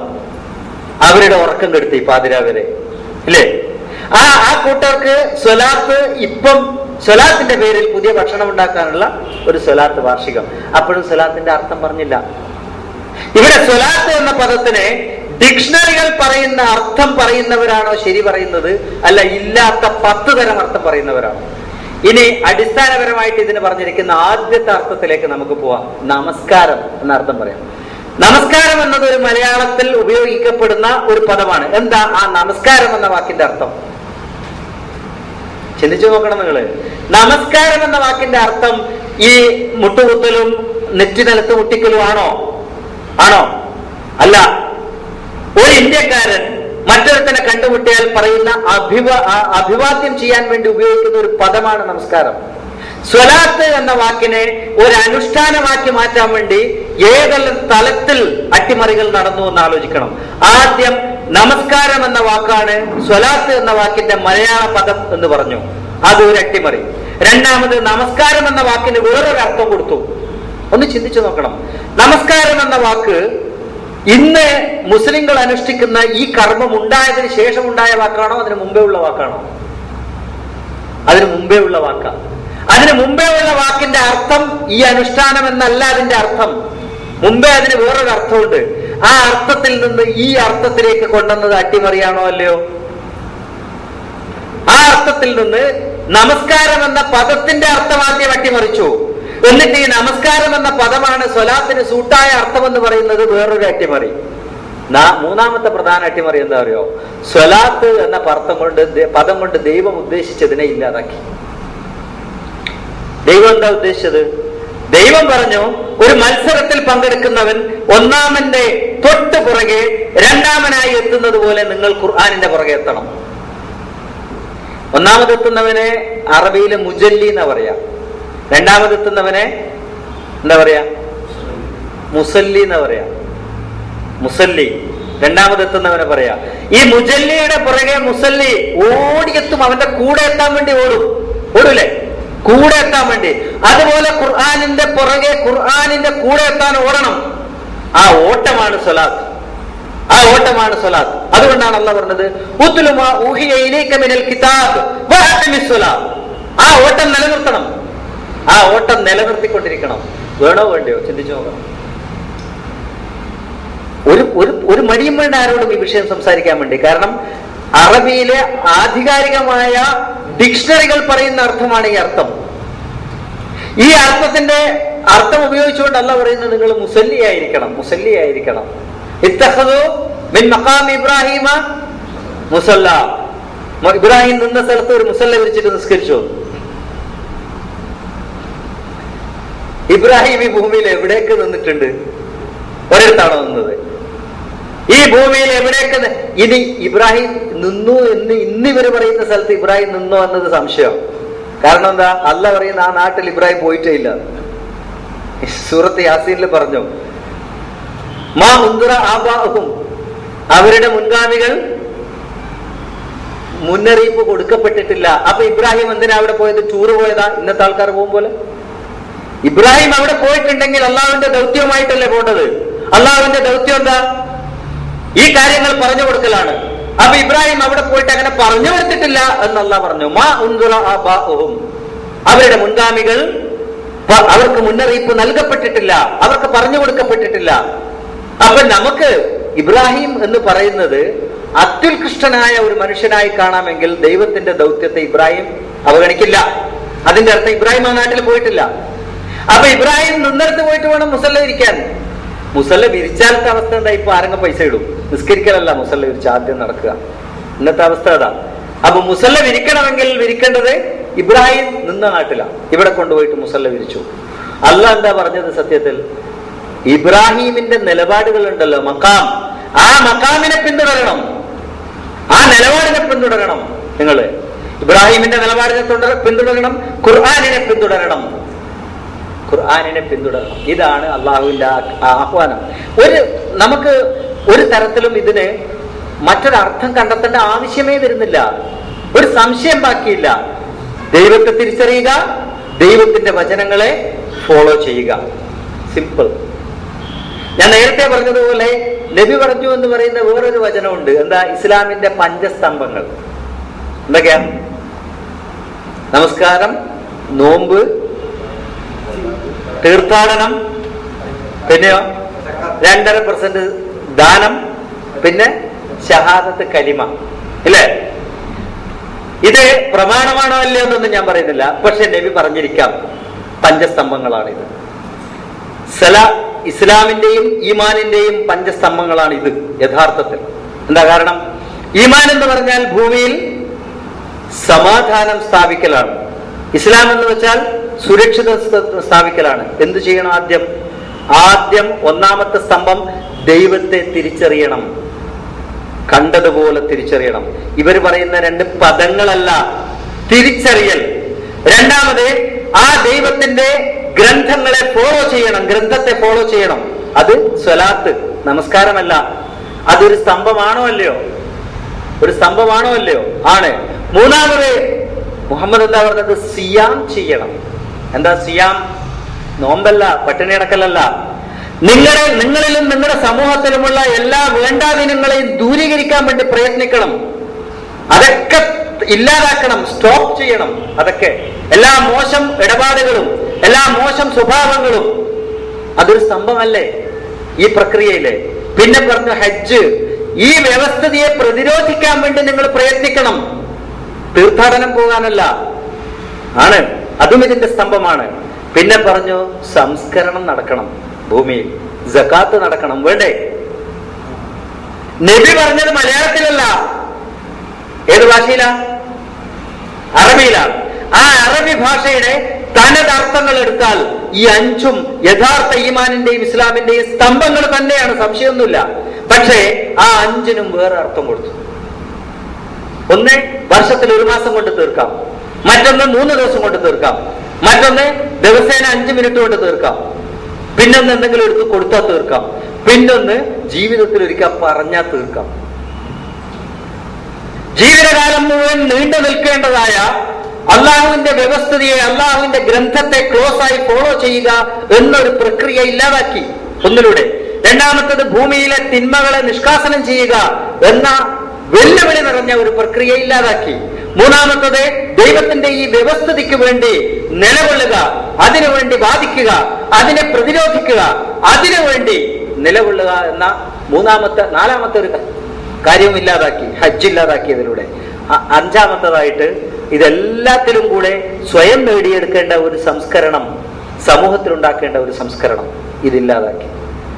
എന്നാൽ ഞാൻ വിശ്വസിക്കുന്നു, എനിക്ക് സ്വാതന്ത്ര്യമുണ്ട് അങ്ങനെ വിശ്വസിക്കാൻ, ഞാൻ വിശ്വസിക്കുന്നു നബി അന്നത്തെ സമൂഹത്തോട് പറഞ്ഞിരിക്കാം, 5 സ്തംഭങ്ങളിലൂടെ നിങ്ങൾക്ക് ഈമാൻ, ഭൂമിയിൽ സമാധാനവും സുരക്ഷിതത്വവും ഉണ്ടാക്കാം. എന്താണ് 5 കാര്യങ്ങൾ? 1, ദൈവത്തെ തിരിച്ചറിയുക. 2, ദൈവത്തിന്റെ ഗ്രന്ഥത്തെ പിന്തുടരുക. 3, ഭൂമിയിലെ തിന്മകളെ നിഷ്കാസനം ചെയ്യുക. 4, ദൈവത്തിന്റെ വ്യവസ്ഥിതിക്ക് വേണ്ടി നിലകൊള്ളുക. 5, സംസ്കരണം പ്രാപിക്കുക. ഈ 5ഉം ഈ മാർഗത്തിലെ സ്തംഭങ്ങൾ തന്നെയാണ്. പക്ഷെ ഈ 5ന്റെ അർത്ഥം മാറ്റി വേറെന്തോ ആക്കി മാറ്റി. മനസ്സിലാക്കണം ഏതെല്ലാം തലത്തിൽ ഇത് മാറിയിട്ടുണ്ട്. ഇവിടെ ചിന്തിക്കണം. നമുക്ക് ഖുർആൻ നമ്മുടെ മുമ്പിൽ വെച്ചിരിക്കുന്ന ദൗത്യം, ഞാൻ ആദ്യം പറഞ്ഞു ഒരാജ്ഞ, പക്ഷെ ആ ആജ്ഞ കൊണ്ട് ദൈവം ഉദ്ദേശിക്കുന്ന ഒരു ദൗത്യമുണ്ട്. ദൗത്യം മനുഷ്യകുലത്തിന് മുഴുവൻ ഭൂമിയിൽ സമാധാനപൂർണവും സുരക്ഷിതത്വ ബോധത്തോടെയും ജീവിക്കാൻ പറ്റിയ ഒരു സാഹചര്യം സൃഷ്ടിക്കലാണ് ഖുർആൻ മുമ്പോട്ട് വെക്കുന്ന ദൗത്യം. ഈമാനും ഇസ്ലാം ഭൂമിയിൽ മുഴുവൻ എല്ലാ മനുഷ്യർക്കും തികഞ്ഞ സമാധാനത്തോടെ, തികഞ്ഞ സുരക്ഷിതത്വ ബോധത്തോടെ ജീവിക്കാൻ പറ്റിയ ഒരു സാഹചര്യം ഉണ്ടാക്കിയെടുക്കണം. മനസ്സിലാക്കണം, എന്റെ മുമ്പിലിരിക്കുന്ന വളരെ ചെറുതെങ്കിലും ചിന്തിക്കുന്ന ഒരു സദസ്സിന്റെ ദൗത്യമാണ് ഞാൻ പറയുന്നത്. ചെറിയ കാര്യമല്ല. അല്ലാഹു മുമ്പോട്ട് വെക്കുന്ന ഒരു ദൗത്യമാണ് ഞാൻ പറയുന്നത്. ആ ദൗത്യം ഈ ഭൂലോകത്ത് നിങ്ങൾ ഒരു പക്ഷേ വിരലിലെണ്ണാവുന്നവരായിരിക്കാം. ആ വിരലിലെണ്ണാവുന്നവർക്ക് ചെയ്യാൻ പറ്റിയ ഒരു ദൗത്യം. കാരണം നന്മയുടെ മാർഗത്തിൽ മുമ്പോട്ട് പോകുന്നവർക്ക് ഭയപ്പാടുണ്ടാവില്ല, ഭയപ്പെടേണ്ട കാര്യമില്ല. അങ്ങനെ മുമ്പോട്ട് പോകുമ്പോൾ നമുക്ക് നേടിയെടുക്കാനുള്ള, ഈ ഭൂമിയിൽ സ്ഥാപിക്കാനുള്ള ദൗത്യം എന്ന് പറയുന്നത് അചഞ്ചലമായ ഒരു സമാധാനത്തിന്റെ അന്തരീക്ഷം സൃഷ്ടിച്ചെടുക്കുക. ഓരോ ആൾക്കും മനസ്സിനകത്ത് സുരക്ഷിതത്വ ബോധമുണ്ടാക്കുക. ഈ ഭൂമിയിൽ മനുഷ്യൻ വിലമതിക്കുന്ന ഏറ്റവും വലിയ സമ്പത്ത് സമാധാന ബോധമാണ്. യോജിക്കുന്നുണ്ടോ നിങ്ങൾ എന്നോട്? ഞാൻ ആ പറയുന്നതിനോട് യോജിക്കുന്നുണ്ടോ? എത്ര വലിയ മൾട്ടി മില്യനെയർ ആവട്ടെ, എത്ര പാവപ്പെട്ടവനാവട്ടെ, എല്ലാവന്റെയും എല്ലാ പ്രയത്നത്തിന്റെയും അന്തിമമായ ഉദ്ദേശം സമാധാനപൂർണമായ ജീവിതമാണ്. ആ സമാധാനം മുഴുവൻ മനുഷ്യകുലത്തിനും വേണ്ടി സൃഷ്ടിച്ചെടുക്കലാണ് അള്ളാഹു മുമ്പോട്ട് വെച്ചിരിക്കുന്ന ദൗത്യം. ആ ദൗത്യത്തിലെ പ്രഥമ ഘട്ടമാണ് ദൈവത്തെ തിരിച്ചറിയലെങ്കിൽ, രണ്ടാമത്തെ ഘട്ടം ദൈവത്തിന്റെ ഗ്രന്ഥങ്ങളെ ഫോളോ ചെയ്യുക, പിന്തുടരുക എന്നതാണ്. അതുകൊണ്ടാണ് പറഞ്ഞത് ഉത്ലുമാ ഉഹിയ ഇലൈക മിനൽ കിതാബി വ അഖിമിസ് സ്വലാ ഇന്ന സ്വലാത്ത തൻഹാ അനിൽ ഫഹ്ശാഇ വൽ മുൻകർ. കാരണം ആ ഫോളോ ചെയ്യലുണ്ടല്ലോ, ദൈവത്തിന്റെ ഗ്രന്ഥത്തെ നിങ്ങൾ പൂർണ്ണമായും പിന്തുടരുമ്പോൾ എന്താ സംഭവിക്കുക? എല്ലാ മോശം കാര്യങ്ങളും പോയി പോവും, എല്ലാ ചീത്ത കാര്യങ്ങളും ജീവിതത്തിൽ നിന്ന് ഇല്ലാതാവും. അഥവാ സിയാമ് നടക്കും, സിയാം ഓട്ടോമാറ്റിക്കലി നടക്കും. ഭക്ഷണം ഉപേക്ഷിക്കലല്ല, മോശമായ എല്ലാം ജീവിതത്തിൽ നിന്ന് പോയി പോകും. അത്യുത്കൃഷ്ടമായ ഒരു ആശയമാണ് ഖുർആൻ മുമ്പോട്ട് വെച്ചിരിക്കുന്നത്. പക്ഷേ ഉത്കൃഷ്ടത എത്രത്തോളം കൂടുന്നോ അത്രത്തോളം ഇതിന്റെ പിന്തുടർച്ചക്കാരുടെ എണ്ണവും കുറയും. അതെല്ലാ തത്വശാസ്ത്രത്തിന്റെയും പ്രത്യേകതയാണ്. സമൂഹത്തിന്റെ അവസ്ഥ എന്ന് പറയുന്നത് ഒരു പിരമിഡ് പോലെയാണ്. പിരമിഡിന്റെ ഏറ്റവും അടിയത്തെ തട്ടിലാണ് ഏറ്റവും വിശാലമായ ഇടങ്ങൾ ഉണ്ടാവുക. ഏറ്റവും കൂടുതൽ സ്ഥലമുള്ളത് എവിടെയാ? പിരമിഡിൽ മേലെയാണോ താഴെയാണോ? താഴെ തട്ടിൽ നിലവാരം കുറഞ്ഞവരാണ് ഉണ്ടാവുക. അതിന്റെ തൊട്ട് മേലെ അതിനേക്കാൾ നിലവാരം കൂടിയവർ, പക്ഷെ വിശാലത അല്പം കുറഞ്ഞു. അങ്ങനെ ഏറ്റവും ഉയരത്തിൽ നിൽക്കുന്നവനായിരിക്കും ഏറ്റവും ഉത്കൃഷ്ടൻ, പക്ഷെ അയാൾ അവിടെ തനിച്ചായിരിക്കും. അയാൾ അവിടെ തനിച്ചായിരിക്കും. അതുകൊണ്ടാണ് ബെർണാഡ് ഷാ പറഞ്ഞത്, ഇസ്ലാം സത്യമാണെന്ന് എനിക്കറിയാം, പക്ഷെ അത് സ്വീകരിക്കാൻ എനിക്ക് ഭയമാണ്. കാരണം ഞാൻ ഒറ്റപ്പെട്ടു പോകും.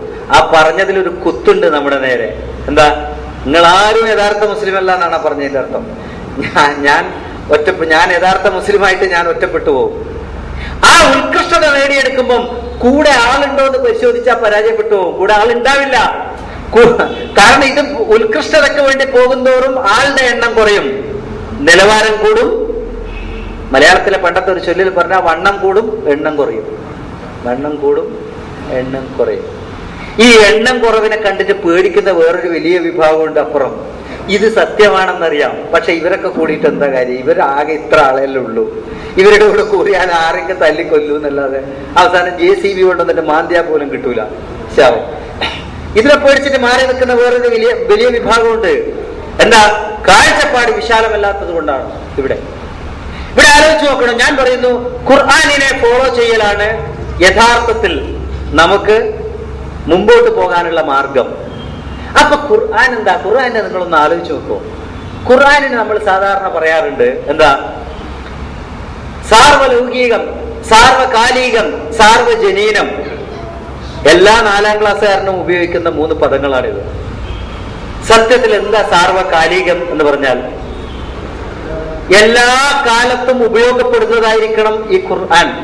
സാർവജനീനം, എല്ലാ ജനിച്ചവനും ഉപയോഗപ്പെടണം, എല്ലാ ജനങ്ങൾക്കും ഉപയോഗപ്പെടണം. സാർവലൗകികം, എല്ലാ ലോകത്തിന്റെ എല്ലാ ഭാഗങ്ങളിലും ഒരുപോലെ ഉപയോഗപ്പെടണം ഈ ഗ്രന്ഥം. എന്നിട്ട് ഇവരിപ്പോ പറയുക എന്താണെന്നറിയോ? എല്ലാ ജനത്തിനും ഇത് തിരിയൂല. ഒരേ വേദിയിൽ ഇത് സാർവജനീനം എന്ന് പറയാ, എന്നിട്ട് ഇത് നിങ്ങൾക്ക് തിരിയില്ല എന്നും പറയാ. എന്താ സംഗതി എന്നറിയോ? സാർവജനീനം എന്ന് പറഞ്ഞതിന്റെ അർത്ഥം ഈ പറഞ്ഞുകൊണ്ട് തിരിഞ്ഞിട്ടില്ല. അതാണ് സംഭവം. സർവജനത്തിനും ഇത് ചേർന്നതാണെങ്കിൽ, സർവജനത്തിനും ഇത് വേണ്ടതാണെങ്കിൽ ഇത് ആർക്ക് തിരിയണം? എല്ലാ ജനത്തിനും തിരിയണം. കാരണം എന്താ? ഇതാരാ തന്നിരിക്കുന്നത്? ദൈവം, സർവശക്തനായ ദൈവം. ആർക്ക് വേണ്ടി തന്നു? എനിക്കും നിനക്കും വേണ്ടി തന്നെങ്കിൽ എനിക്കും നിനക്കും ഇത് മനസ്സിലാവണ്ടേ? എനിക്കും നിനക്ക് മനസ്സിലാകാത്ത രീതിയിൽ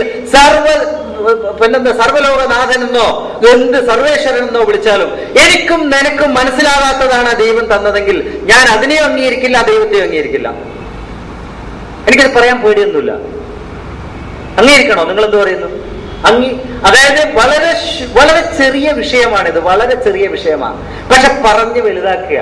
ഞാൻ ഈയിടെ ഒരു യോഗത്തിന് പോയി. അവിടെ വിഷയം ഹദീസ് പ്രാമാണികമാണോ അല്ലയോ. അപ്പൊ ഞാനൊരു പഞ്ചപാവമായി ഒരു മൂലക്ക് പോയിട്ടിരിക്കും. ഞാൻ പാവമായതല്ല, പാവം തന്നെയാണ് കേട്ടോ, നിങ്ങൾ വിചാരിക്കണ്ട ഞാൻ വെറുതുമാണ്. അങ്ങനെ ഒരു മൂലക്ക് പോയിട്ട് ഇരുന്നു. അപ്പൊ ഇയാളെ താടിയും തടവി സംസാരിച്ച് കത്തിക്കേറി ആദ്യം പറഞ്ഞു ഖുർആൻ 1-ാം പ്രമാണം, ഹദീസ് 2-ാം പ്രമാണം. കുറച്ച് കഴിയുമ്പോൾ പറഞ്ഞു 1-ാം പ്രമാണം 2-ാം പ്രമാണം എന്ന് പറഞ്ഞിട്ട് അതിന് 2 നമ്പർ കൊടുത്തു എന്നല്ലാതെ 1 1-ാം സ്ഥാനത്തും 2 2-ാം സ്ഥാനത്തും അല്ല, 2ഉം തുല്യം. നോക്കണം. അപ്പോഴേക്ക് ഇന്റർവെല്ലായി. ചായയൊക്കെ കുടിച്ചു, മഗ്‌രിബ് നിസ്കരിച്ച് വന്നിട്ട് ഇരുന്ന് കഴിയുമ്പോൾ ഇയാൾ ഒന്നുകൂടെ ഫോമിലായി. അവസാനം പറഞ്ഞു, പ്രാമാണികമായി നിങ്ങൾക്ക് ആശ്രയിക്കാൻ ഒന്നാമത് ആശ്രയിക്കേണ്ടത് ആരെയാ? ഹദീസിനെയാണ്. ഞാൻ ഒറ്റക്കല്ല കേട്ടോ, എന്റെ കൂടെ കേട്ട 2-3 പേരുണ്ട് ഇതില്. തുടങ്ങിയത് ഖുർആൻ 1-ാം പ്രമാണം, ഹദീസ് 2-ാം പ്രമാണം. ഇന്റർവെല്ലാകുമ്പോ 2 തുല്യമായി. അവസാനം എത്തിയപ്പോ ഹദീസ് 1-ാം പ്രമാണമായി. പറയാൻ പേടിയിട്ടേ ഉള്ളൂ. കാരണം എന്താ പറയുന്നറിയോ? ഖുർആനിൽ പറഞ്ഞത് നിങ്ങൾക്ക് തിരിയോ? നിസ്കരിക്കാൻ നമ്മൾ 5 നേരം നിസ്കരിക്കുന്നില്ലേ? ഇതിന്റെ തെളിവ് ഖുർആനിൽ പരിചയം കിട്ടുമോ? ഉടനെ പറയുമ്പോ എല്ലാവരും ഞെട്ടിപ്പോകുന്ന ഒരു ന്യായമാണ്. കിട്ടുമോ? കിട്ടൂലല്ലോ. അപ്പൊ ഖുർആൻ മാത്രം പോരല്ലോ. എന്നാൽ തിരിച്ചൊരു ചോദ്യം ചോദിക്കാനുള്ള തന്റെ ഇടം ഈ ബുദ്ധി നഷ്ടപ്പെടുത്തിയെടുത്താണ് നമുക്ക് ഇസ്ലാം നഷ്ടപ്പെട്ടു പോയത്, ഈമാൻ നഷ്ടപ്പെട്ടു പോയത്, ദൈവം നഷ്ടപ്പെട്ടു പോയതെന്ന് ഞാൻ പറയും. തിരിച്ചെന്താ ചോദിക്കേണ്ടത്? ദൈവം പറഞ്ഞിരിക്കുന്നു അൽഹംദുലില്ലാഹില്ലദീ അൻസല അലാ അബ്ദിഹിൽ കിതാബ വലം യജ്അൽ ലഹു ഇവജ വലഖദ് സർറഫ്നാ ഫീ ഹാദൽ ഖുർആനി ലിന്നാസി മിൻ കുല്ലി മസലിൻ വകാനൽ ഇൻസാനു അക്സറ ഷൈഇൻ ജദല. എന്നാൽ മനുഷ്യൻ വെറും കുതർക്കം ഉന്നയിക്കുന്നവനായി പോയി. അതുകൊണ്ട് എനിക്ക് ദൈവം പറഞ്ഞിരിക്കുന്നത് മതി, അതിനപ്പുറത്തത് വേണ്ട എന്ന് പറഞ്ഞാൽ തീർന്നല്ലോ. ഖുർആനിൽ നിസ്കാരത്തിന്റെ തെളിവില്ലെങ്കിൽ ഖുർആനാണോ ഉപേക്ഷിക്കേണ്ടത്, നിസ്കാരമാണോ? എന്താ ഉപേക്ഷിക്കേണ്ടത്? രണ്ടിലൊന്ന് ഉപേക്ഷിച്ചേ പറ്റൂന്ന് അവരെന്നെ സമ്മതിച്ചു. രണ്ടിലൊന്ന് ഉപേക്ഷിക്കണം.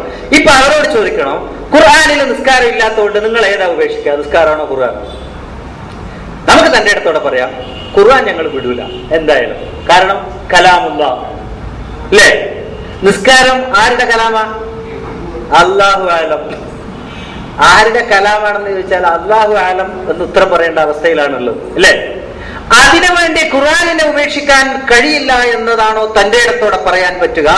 അല്ല, അതിനു വേണ്ടി ഖുർആൻ മാറ്റിവെച്ച് മറ്റൊന്നിനെ ഉപയോഗപ്പെടുത്തണമെന്ന് പറയുന്നതാണോ? ഏതാ? ഖുർആനിന് വേണ്ടി ഞാൻ അതിനെ ഉപേക്ഷിക്കുന്നു എന്ന് പറയലാണ് തന്റെ ഇടം. അതാണ് നേരായ മാർഗം. ആ മാർഗത്തിലേക്ക് ഖുർആൻ നമ്മളെ നയിക്കുകയാണ്. ഇത് സാർവലൗകികം എന്ന് പറഞ്ഞാൽ സാർവലൗകികം തന്നെയാണ്, സംശയമൊന്നുമില്ല അതില്. കാരണം എന്താ അറിയോ? ഇടയ്ക്കിടെ ഉള്ള 1 കെട്ടണോ 2 കെട്ടണോ, ഭാര്യ കിടപ്പിലായി പോയാൽ വേറൊന്ന് കെട്ടാമോ കെട്ടാൻ പാടില്ലേ, ഈ ചർച്ചയൊന്നും ഖുർആന് വിഷയമേ അല്ല. രോമം എന്ന വാക്കേ ഇല്ല ഖുർആനില്. ഖുർആന് ആവശ്യമില്ലാതെ ഇപ്പം സ്വർഗത്തിൽ പോകണമെങ്കിൽ ഏറ്റവും പ്രധാനപ്പെട്ട കർമ്മം രോമം വളർത്തലാണ്. രോമം വളർത്തൽ അതാണ് സ്വർഗത്തിലേക്ക് പോകാനുള്ള മാർഗം. ആലോചിച്ച് നോക്കണം എത്രത്തോളം അധപ്പതിച്ചു പോയി. ഖുർആൻ ബോധപൂർവം വേണ്ടാത്ത പലതും ഒഴിവാക്കി. ആ ഒഴിവാക്കിയതിൽ പെട്ടതാണ് ഇതൊക്കെ. അല്ല, അതിന്റെ മേലെ കടിച്ചു തൂങ്ങി നടക്കുന്നു. പകരം ദൈവം മുമ്പോട്ട് വെച്ചത് എന്തൊക്കെയാ? സമാധാനം, സുരക്ഷിതത്വം. ഒന്ന് ആലോചിച്ച് നോക്കണം. ഈ രോമത്തിന്റെ പുറകെ പോകുന്നവന് പോലും ഉപേക്ഷിക്കാൻ പറ്റാത്തതാണ് എന്താ? സമാധാനവും സുരക്ഷിതത്വം. ഖുർആൻ മനുഷ്യനെ നയിക്കുന്നത് അങ്ങോട്ടാണ്. അത്രയ്ക്ക് സാർവകാലികമാണിത്. ഒരു കാലത്തും സമാധാനം വേണ്ടാത്ത മനുഷ്യൻ ഭൂമിയിൽ ജീവിച്ചിട്ടില്ല, ഉണ്ടോ? അതുകൊണ്ടാണ് ഖുർആൻ സാർവകാലികമാകുന്നത്. എല്ലാ കാലത്തും മനുഷ്യന് ആവശ്യമായ എന്താ കൊടുക്കുന്നത്? സമാധാനം. എന്നാൽ ഇവരീ പറയുന്ന രോമം ഉണ്ടല്ലോ, സാർവകാലികവുമല്ല, സാർവജനീനവുമല്ല, സാർവലൗകികവുമല്ല. കാരണം എന്താ അറിയോ? ഭൂമിയിൽ 50% വരുന്ന പെണ്ണുങ്ങളുടെ മുഖത്ത് ഇത് മുളക്കാറേയില്ല. ചൈനക്കാർക്കും കുറച്ച് കുറവല്ലേ? ഒന്ന് ആലോചിച്ച് നോക്കണം. പിന്നെ ഏതർത്ഥത്തിലാണ് സാർവകാലികമാവുക? സാർവകാലികമാകുന്നത് അത് മുന്നോട്ട് വെക്കുന്ന ആശയം എല്ലാ കാലത്തും മനുഷ്യന് വേണമെന്നതുകൊണ്ടാണ്. എല്ലാ ലോകത്ത് ജീവിക്കുന്ന മനുഷ്യനും വേണമെന്നുള്ളത് കൊണ്ടാണ്. എല്ലാ മനുഷ്യർക്കും വേണം എന്നതുകൊണ്ടാണ്. ജനിച്ച ഒരു മനുഷ്യന് പോലും ആഗ്രഹിക്കാതെ ഒഴിവാകാൻ പറ്റാത്തതാണ് സമാധാനം, ഇല്ലേ? കൊച്ചു കുട്ടികൾക്ക് പോലും സമാധാനം വേണം, അല്ലെങ്കിൽ കരഞ്ഞ് ബഹളം ഉണ്ടാക്കും. പ്രായമായ മനുഷ്യരുടെ ഏറ്റവും വലിയ പരാതി തന്നെ എന്താ? സമാധാനമില്ല, അല്ലേ? പീസ് ഹോം, അങ്ങനെ ഒരു വ്യവസ്ഥിതി തന്നെ നാട്ടിൽ ഇപ്പൊ വളർന്നു വരുന്നുണ്ട്. സമാധാന ഗേഹം, അല്ലേ? അങ്ങനെ തന്നെയുണ്ട്. പ്രത്യേകം കപ്പലുകളിലൊക്കെ, ക്രൂസ് ഷിപ്പിലൊക്കെ നമ്മൾ യാത്ര ചെയ്യുമ്പോണ്ടല്ലോ, പണ്ടത്തെ കാലത്ത് നോ സ്മോക്കേഴ്സ് ഏരിയ ഉണ്ടായിരുന്നു, സിഗരറ്റ് വലിക്കാത്ത ഒരു വിഭാഗം. ഇന്ന് സിഗരറ്റ് വലി തീരെ പാടില്ല. അതേപോലെ ഒരു പ്രത്യേക ഏരിയയാണ് സമാധാനത്തിനുള്ള ഏരിയ. കാരണം മറ്റിടത്തൊക്കെ പല ബഹളങ്ങൾ നടക്കായിരിക്കും, ചീട്ടുകളി നടക്കുന്നുണ്ടാവും, മ്യൂസിക് നടക്കുന്നുണ്ടാവും, പലതും ഉണ്ടാവും. ഇവിടെ കാം ആൻഡ് ക്വയറ്റ്, മെഡിറ്റേഷൻ, സമാധാനത്തിന്റെ ഒരു ഏരിയ. ഇന്ന് പറയുന്നു, ഇന്ന് ജനങ്ങൾ കൂടുതൽ പോകുന്നത് ഇങ്ങോട്ടാ. ദിവസം ഒരു നേരമെങ്കിലും മ്യൂസിക്കിന് പോകാത്തവനുണ്ടാവും, പക്ഷെ ഒരു നേരമെങ്കിലും ഇതിന് പോകാത്തവനില്ല ക്രൂസ് ഷിപ്പിൽ. സമാധാനം ആഗ്രഹിക്കാത്ത ഒരു മനുഷ്യനും ഇല്ല. ആ സമാധാനമാണ് ഖുർആനിന്റെ മൂല ആശയം. ഈമാൻ, മുഅ്മിൻ, സമാധാന പ്രവർത്തകൻ. നോബൽ സമ്മാനം തന്നെ ഉണ്ട് അവന്, അല്ലേ? സമാധാന പ്രവർത്തകന്. ആ സമ്മാനം ആദ്യം പ്രഖ്യാപിച്ചത് ഖുർആനാണ്. അതിന് പ്രവർത്തിക്കുന്നവന്റെ ആഖിറം അല്ലാഹു പ്രഖ്യാപിച്ച സമാധാനം. ഈ അത്യുന്നതമായ ഒരു ആശയം കയ്യിൽ വെച്ചിട്ട് അതും നോക്കി ജീവിക്കാനേ ദൈവം പറഞ്ഞിട്ടുള്ളൂ നമ്മളോട്, മറ്റൊന്നും പറഞ്ഞിട്ടില്ല. പക്ഷെ നമ്മൾ അതിനെ വേറെ എങ്ങോട്ടൊക്കെയോ കൊണ്ടുപോയി എന്തൊക്കെയോ ആക്കി. ഇവിടെ ചിന്തിക്കേണ്ട ഒരു വിഷയമുണ്ട്. നമ്മൾ ദൈവത്തെ മനസ്സിലാക്കുന്ന മാർഗത്തിലും ഈ പാന്താവിലും നമ്മൾ ചർച്ച ചെയ്യുന്ന വളരെ വലിയൊരു വിഷയമാണ് എന്താ? ദൈവത്തിന് തുല്യരായവരെ ഉണ്ടാക്കുക, ദൈവത്തിൽ പങ്കു ചേർക്കുക. ഷിർക്ക് എന്ന ഒരു സാങ്കേതിക പദം ചർച്ച ചെയ്യപ്പെടാറുണ്ട് ഭൂമിയിൽ. ഒരുപക്ഷെ എനിക്ക് തോന്നുന്നു കേരളീയ മുസ്ലിം മണ്ഡലത്തിൽ ഏറ്റവും കൂടുതൽ ചർച്ച ചെയ്യപ്പെടുന്ന വിഷയം തന്നെ ഷിർക്കാണ്. അത് ഷിർക്കാണോ, ഇത് ഷിർക്കാണോ, അങ്ങോട്ട് നോക്കിയ ഷിർക്കാണോ, ഇങ്ങോട്ട് നോക്കിയ ഷിർക്കാണോ, അല്ലേ? എന്നാൽ ആ കൂട്ടത്തിൽ ചർച്ച ചെയ്യപ്പെടേണ്ട ഏറ്റവും വലിയ പദം ഇന്ന് ചർച്ച ചെയ്യപ്പെടുന്നതൊന്നുമല്ല. ഒരമ്പലത്തിലേക്ക് തിരിഞ്ഞ ശിർക്കാണോ, പൂജ ശിർക്കാണോ, നേർച്ച ശിർക്കാണോ, ദുആ ശിർക്കാണോ എന്ന ഒരാളും ചോദിച്ചിട്ടില്ല. മാർഗദർശനത്തിന് വേണ്ടി ഖുർആൻ അല്ലാത്തിനെ ആശ്രയിക്കുന്നത് ശിർക്കാണോ? ഞാൻ അടിയുറച്ച് വിശ്വസിക്കുന്നു, മാർഗദർശനത്തിന് വേണ്ടി ഖുർആൻ അല്ലാത്തതിനെ ആശ്രയിക്കലാണ് ഏറ്റവും വലിയ ശിർക്ക്, ഏറ്റവും വലിയ ശിർക്ക്. അതാണ് കാരണം. എന്താ അള്ളാഹു പറഞ്ഞു, ദാലിക്കൽ കിതാബു ലാ റൈബ ഫീഹി ഹുദൻ. ദൈവം വാഗ്ദാനം ചെയ്തതാണ് ഹിദായത്ത്. ആ ഹിദായത്ത് ഇതിലൂടെയാണെന്നും കൂടെ ദൈവം വാഗ്ദാനം ചെയ്താൽ അതിനെ വിട്ടിട്ട് മറ്റൊന്നിൽ പോകുമ്പോ ഈ ഹിദായത്തിന് വേണ്ടി വേറെ തന്നെ സമീപിക്കലല്ലേ? ഒന്ന് ചിന്തിച്ചു നോക്കണം, നമ്മുടെ ബുദ്ധി ഒന്ന് ഉപയോഗിച്ചിട്ട്. അത് ശിർക്കല്ലെങ്കിൽ പിന്നെ ഏതാ ശിർക്ക്?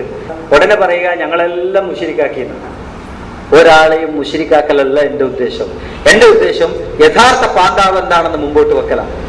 എങ്ങനെ ഇത് ശിർക്കാവുമെന്നും കൂടെ പരിശോധിക്കണം. ശിർക്ക് എന്ന സാങ്കേതിക പദത്തിലാണ് ഞാൻ പറയുന്നത്, മനസ്സിലാക്കണം. എങ്ങനെ അതായിത്തീരുമെന്ന് ആലോചിച്ച് നോക്കണം. എന്താ യഥാർത്ഥത്തിൽ ഇന്ന് വിശദീകരിക്കപ്പെടുന്ന ശിർക്ക്? അള്ളാഹുവിന് അവകാശപ്പെട്ടതിൽ മറ്റൊന്നിനെ പങ്കു ചേർക്കൽ, അല്ലേ? ഹിദായത്ത് നൽകാനുള്ള കഴിവ് ആർക്ക് അവകാശപ്പെട്ടതാ? അള്ളാഹുവിന് അവകാശപ്പെട്ടതാ. അള്ളാഹു അത് ഏതിലൂടെയാ തരിക? ഏതിലൂടെയാ തരിക? പടച്ചോൻ ഇങ്ങനെ മുമ്പിൽ വന്നിട്ട് എന്നോട് പറയോ നീ ഇങ്ങോട്ട് പോയിക്കോ, നീ ഇങ്ങോട്ട് പോകണ്ട എന്ന് പറയോ? ഇല്ല. അത് തരുന്നത് ഖുർആനിലൂടെയാണ്. ആ ഖുർആനിന് പകരം അള്ളാഹു അല്ലാത്ത മറ്റൊരാളുടെ, അത് മുഹമ്മദ് നബി ആയിക്കോട്ടെ, മുഹമ്മദ് നബി ആയിക്കോട്ടെ, പറയാൻ പേടിക്കൊന്നും വേണ്ട. അള്ളാഹു പറഞ്ഞതിൽ നിന്ന് വ്യത്യസ്തമായി മുഹമ്മദ് നബി പറഞ്ഞാൽ സ്വീകരിക്കണോ വേണ്ടയോ? ആവശ്യമില്ല എന്ന് മാത്രമല്ല, അള്ളാഹു തന്നെ പറഞ്ഞ നിന്റെ കഴുത്തിയാൻ പിടിക്കുന്ന പറഞ്ഞ്. അങ്ങനെ പറഞ്ഞാല് ഇവർ തന്നെ പറയുന്ന ഒരു ഹദീസുണ്ട്. എന്താ?